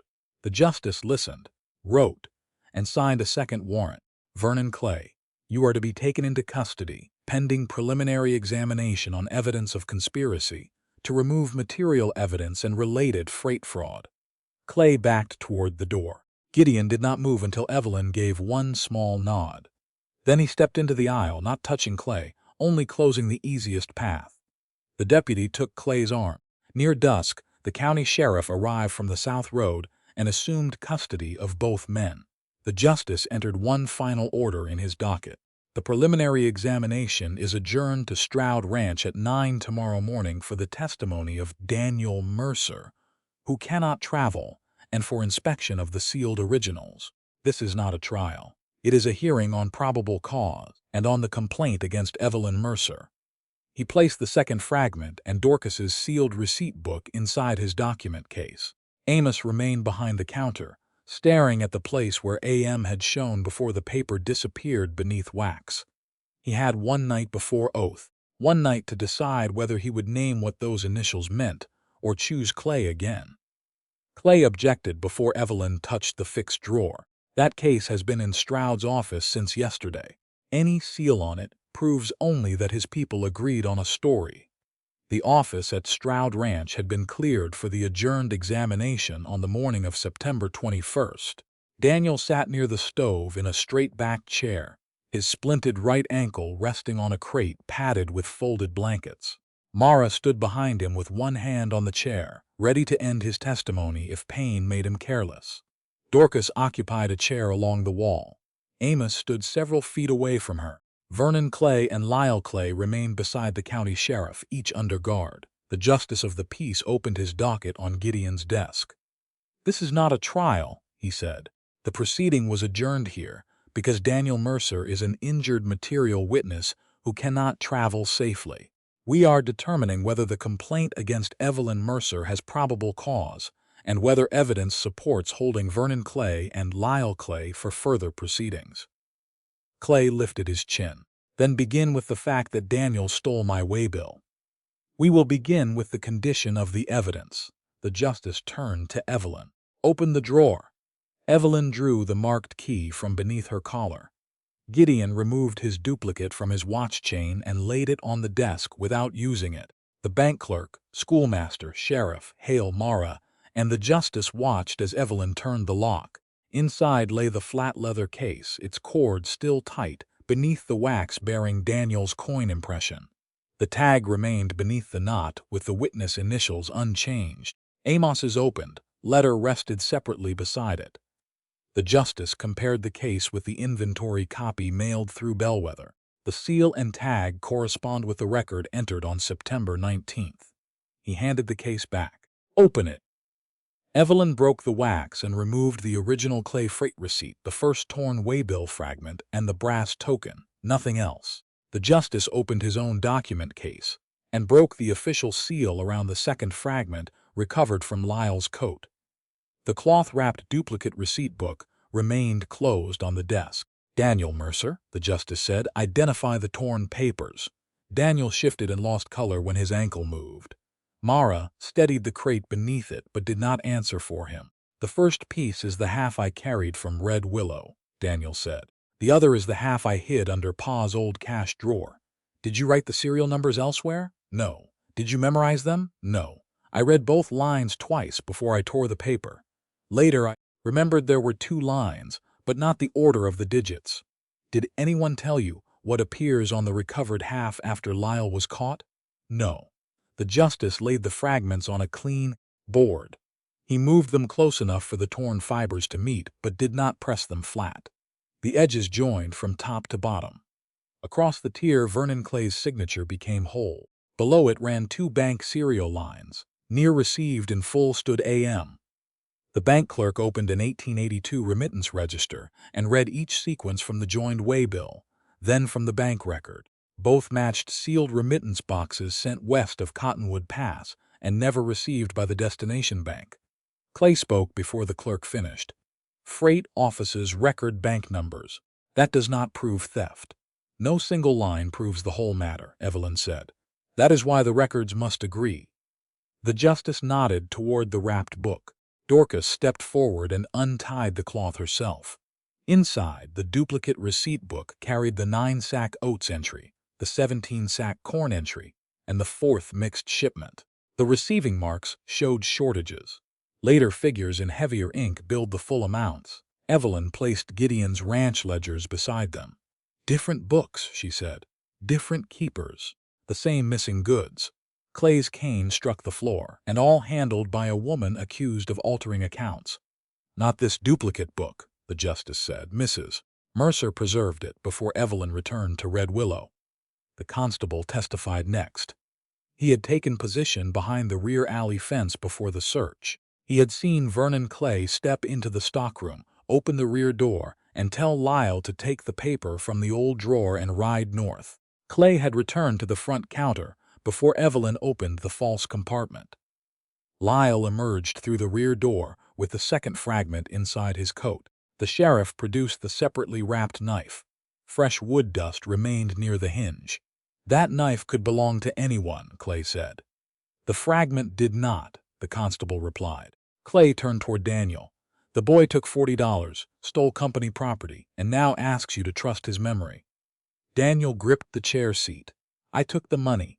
I copied the load references. I carried Amos Mercer's draft.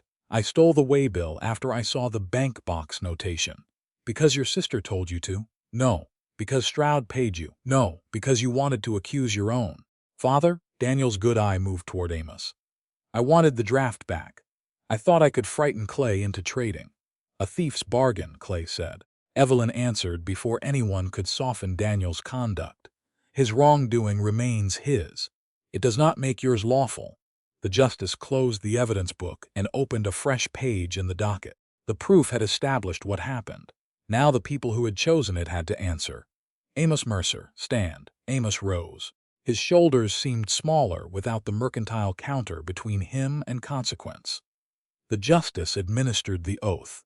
Did you know the 4th Freight Manifest was false in 1882? Amos's mouth worked before sound came. Yes. Dorcas lowered her eyes. Did you alter freight entries connected to Vernon Clay? Yes.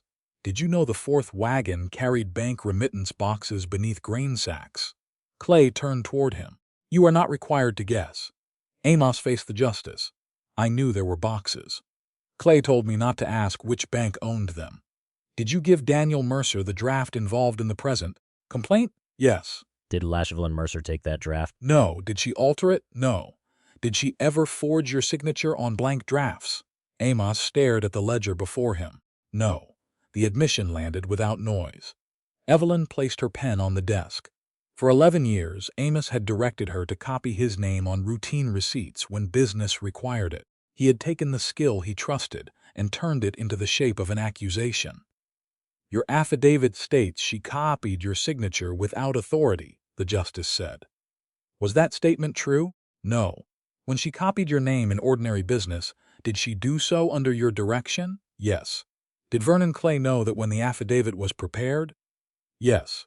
Clay pulled once against sheriff's hold. Do not answer for me. Amos turned toward him. I have answered for you long enough. Dorcas stood. She crossed the room and took a place beside Evelyn rather than beside her husband. No speech. The distance itself was testimony. The justice continued. Did you write Gideon Stroud offering Evelyn Mercer's labor against debt and lost wages? Yes. Did she consent? No. Did you believe you had authority to bind her labor? Amos swallowed. I told myself I did. That was not the question. No. Evelyn asked permission to put one question. The justice granted it. She faced her father. Did you know I would refuse if you asked me directly?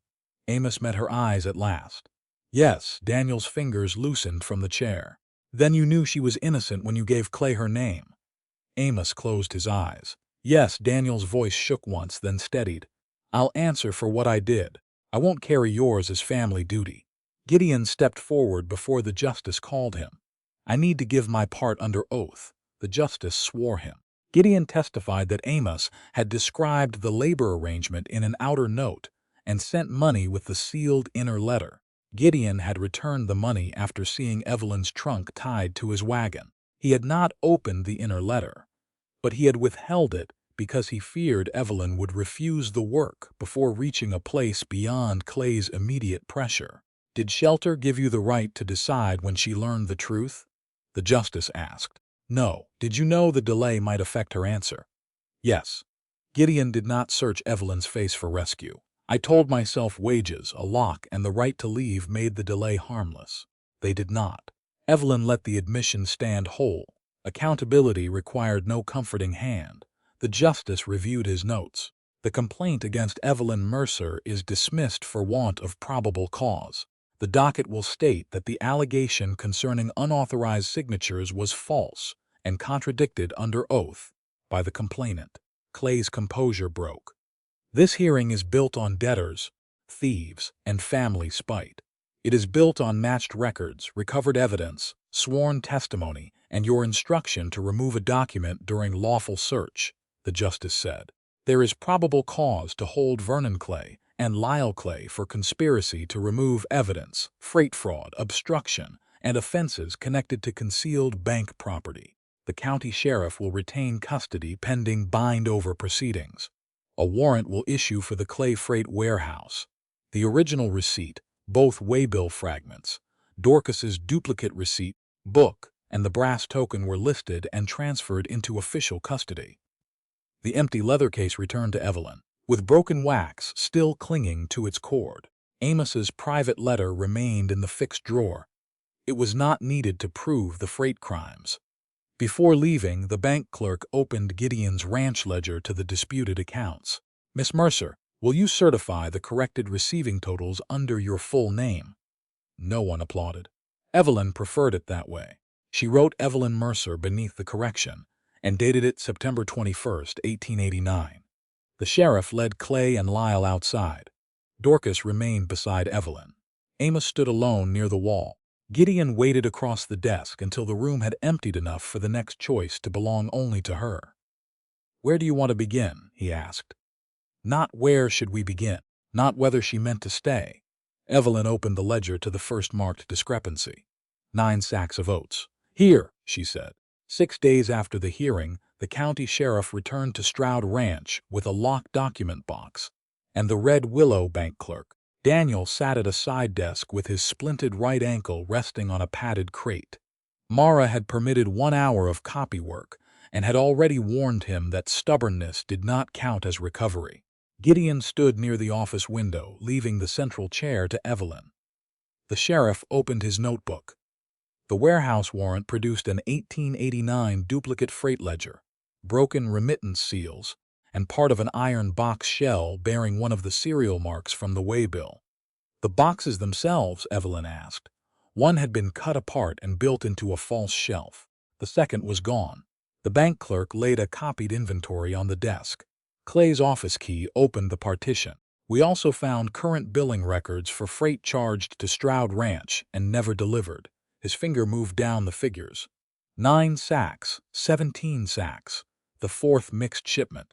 23 sacks in all. Gideon asked, will the prosecution rest on what happened in 1882? No, the sheriff said. The old theft shows where the scheme began. The district attorney is looking at continued concealment of bank property, freight fraud committed this year, obstruction, and conspiracy to remove evidence. And Lyle? Evelyn asked. He has offered a sworn statement about Clay's orders in exchange for consideration.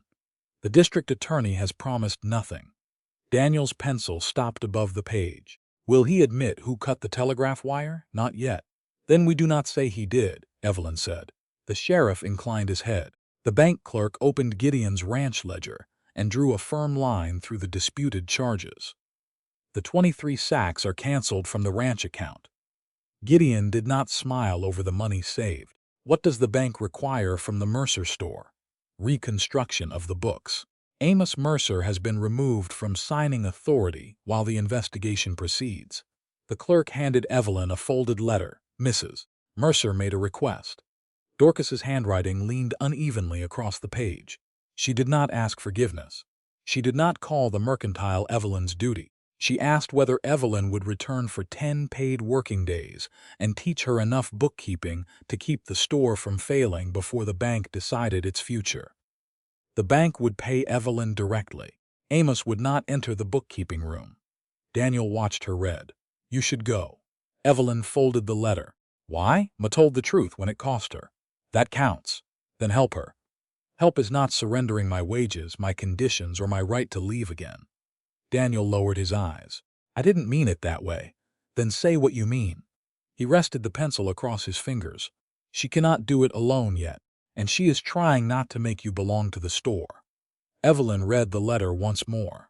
I will travel to Red Willow on September 30th. I will work October 1st through the 5th and October 7th through the 11th. 10 paid working days. I return here on the 12th unless I choose another position. The bank clerk nodded. Agreed. Amos does not enter the bookkeeping room, handle drafts, or send instructions through Dorcas. The bank will place a clerk outside the door. Every corrected entry receives a witness. Mark agreed. Daniel shifted and winced. There is still the $40. You kept 11, Evelyn asked. Yes, the saddle cost 22. Sell it. Your horse stays. The saddle goes through the Red Willow livery. The remaining 7 comes from paid work. His mouth tightened. I deserve worse. Perhaps. But debt does not make a person belong to whoever holds it. Daniel looked at the splinted ankle, then back at her. I'll testify in district court. You already agreed. I'm saying it again now that Lyle may bargain for less. That was not repetition. It was a choice made after consequence stopped being equal. Evelyn accepted it. When the sheriff and bank clerk had gone, Gideon brought a single sheet from the desk drawer. Before you leave, I want the employment terms here put in writing. Evelyn read the page. $22 each month paid directly to Evelyn Mercer. Authority over household and supply accounts. East room private. Trunk, letters, savings, and personal papers under her control. Earned wages payable through the final day if she left. Employment not conditioned on family obligation, gratitude, courtship, or marriage. When did you write this? She asked.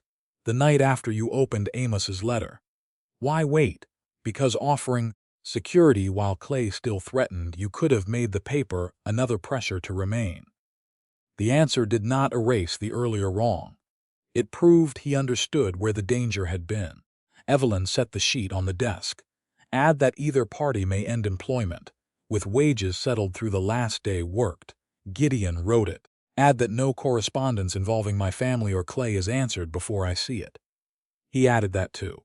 Evelyn signed first.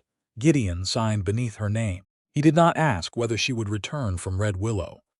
On September 30th, Evelyn rode south with the bank clerk. For 10 working days, she corrected figures under rules, written before she entered the Mercer bookkeeping room.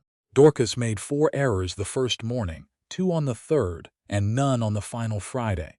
Amos obeyed the restriction because the clerk sat outside the door and because his signature no longer carried authority. Evelyn did not rescue him from consequence or punish him with silence. She worked. She taught Dorcas how to trace a missing total backward through the freight book, receipt book, and cash ledger. She collected her wages directly from the bank. On October 12th, she returned through the Stroud gate with money in her reticule, a duplicate employment agreement in her trunk, and proof that another office would pay for her skill. Gideon met her beside the barn but did not reach for Juniper's bridle until she handed him the reins. "How is Daniel?" she asked. angry that Mara still forbids stairs. The saddle sold for $22. With the 11 he returned, 7 remain. And the ranch books? On your desk. No one used your key. Letters? Gideon removed a sealed envelope from inside his coat. One arrived 2 days ago. The address named a cattle outfit east of Bellwether. Evelyn broke the seal. The owner offered her winter bookkeeping at $26 a month, with board included. The bank clerk had recommended her. The higher wage sat in black ink between her fingers. "When did you read this?" she asked. "I didn't." "You knew what it likely contained." "The messenger said it was an offer. You could lose your bookkeeper." "Yes, you could lose more than that." Gideon held her gaze. Yes, no appeal followed. He had placed the unopened letter in her hands, knowing it might carry her away. Evelyn took it to the office. The fixed drawer opened with her marked key. Gideon's duplicate remained on his watch chain. The empty leather case lay inside with broken wax clinging to its cord. Amos's letter rested separately beside it. Evelyn left the competing offer on the desk. "The wage is better, I know. The work may be easier. Likely. Then why do you think I came back?" Gideon rested one hand on the opposite chair. "I won't decide that for you." She had wanted him to answer, and distrusted herself for wanting it. He had learned enough not to supply one. "I came back because these accounts matter. Because Hale listens when I show him a discrepancy. Because Mara does not confuse care with ownership. Because Daniel must finish what he began.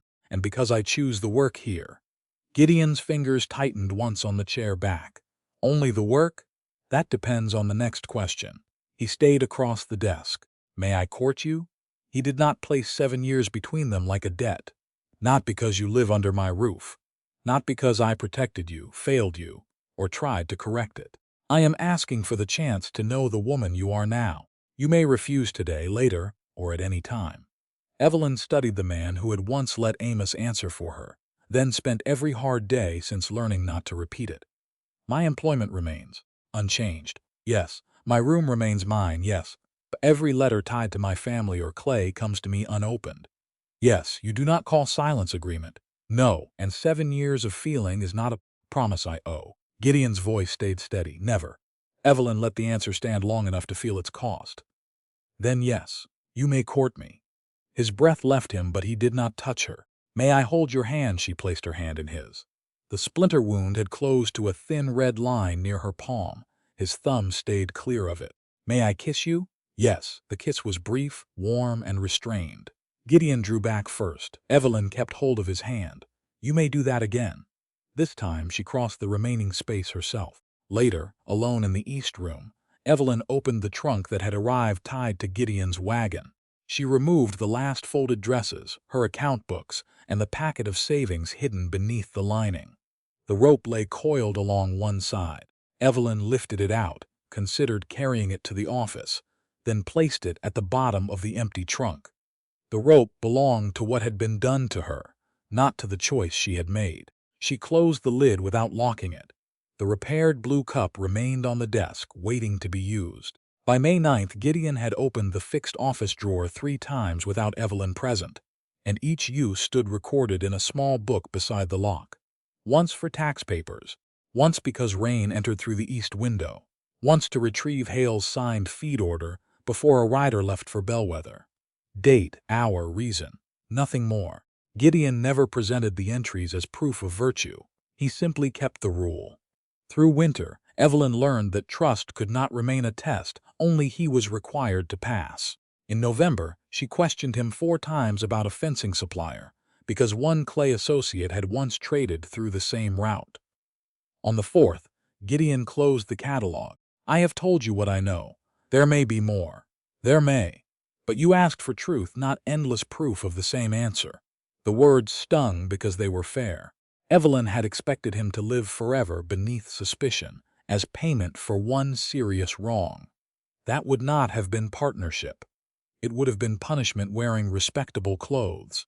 "You are right," she said. He did not rush to comfort her. "Thank you." After that, they named uncertainty without using it to control each other. Daniel used one crutch by December, and none by January, though cold mornings still pulled a limp from his right ankle. He finished the $7 of restitution through paid clerical work, and kept the receipt folded in his own ledger. Dorcas sent weekly account sheets from Red Willow. The first held 3 errors. By February, an entire month balanced without Evelyn's correction. Dorcas did not ask her daughter to return. That restraint counted. In March, the district court convicted Vernon Clay of continued concealment of stolen bank property, freight fraud committed in 1889, obstruction, and conspiracy to remove evidence.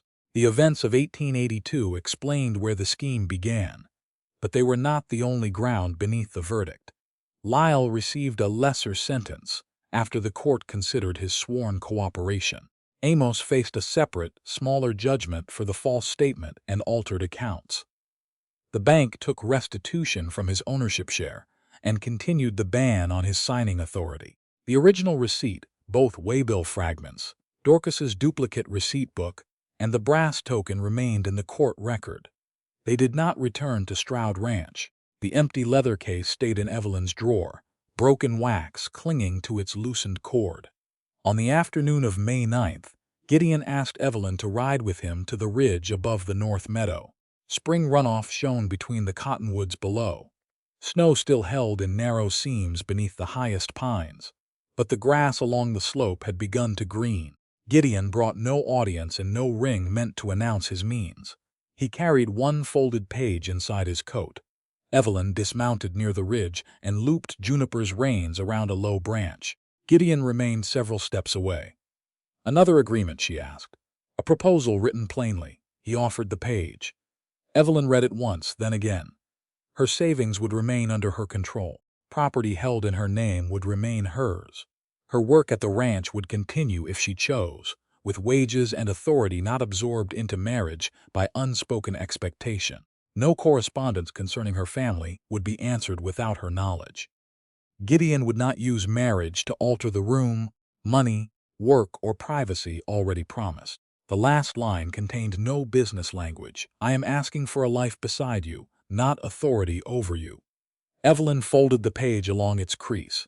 "A written promise between us is not the same as protection recognized by others. No, if we marry, these terms should be witnessed. I agree, before the justice and the bank clerk. Yes, and retained outside the ranch. One copy with the justice, one with the bank, one with you." Gideon had not prepared an objection because he had not expected acceptance to require surrender. That mattered. Evelyn held the paper against her skirt. "You once let Amos answer for me." "I did. You once withheld a letter because you feared I would leave." "I did. Why should I believe this paper?" Gideon did not point toward the winter or recite every kept promise. "You should not believe the paper alone. You should believe only what you have seen me do when your answer cost me something." Wind moved through the cottonwood tops below. "And if my answer is no," she asked, "your employment remains, your room remains. Every promise already made remains. Would you ask again?" "Not unless you invited the question." The answer carried no threat of suffering nobly until she changed her mind. It gave her room to mean what she said. Gideon drew one breath. "I love you, Evelyn. I love the girl who corrected an oats charge and gave coffee to a stranger. But I am asking for the woman who challenged my books, stopped me at the lower ford, and made me tell the truth when I wanted fear to choose for me." Evelyn felt no debt in the words, only recognition. "Then yes," she said. Gideon did not move. "May I come closer?" "You may." He crossed the space between them. Evelyn placed one hand against his chest and felt the restrained force of his breath beneath her palm. "You may hold me." His arms came around her without pulling her off balance. She rested her cheek against his coat, not because she needed shelter, but because she wanted closeness and had chosen it. When she lifted her face, Gideon waited. Evelyn kissed him first. The kiss deepened only when she drew him nearer, warm and certain without haste.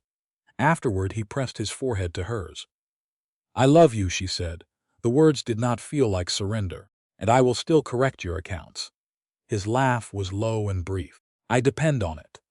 Before their wedding, Evelyn and Gideon signed a marriage settlement in Red Willow before the justice and the bank clerk. 3 copies were made. Evelyn kept one in the fixed drawer beside the empty leather case. The justice retained one in his papers. The bank held the third. On June 28th, they married at Stroud Ranch. Hale stood with Gideon. Mara adjusted Evelyn's collar twice and denied doing it both times. Daniel stood without a crutch, though his right leg tired before the final blessing. Dorcas wore dark blue and carried no request disguised as affection. Amos came because Evelyn had allowed him to attend, not because fatherhood gave him an unquestioned place. After the ceremony, he found her near the porch steps. Months of consequence had taken the command from his posture. "I was wrong," he said. No defense followed. No mention of debt, fear, Clay, the store, or family duty. Evelyn let the truth remain bare. Yes. She did not give forgiveness before it existed.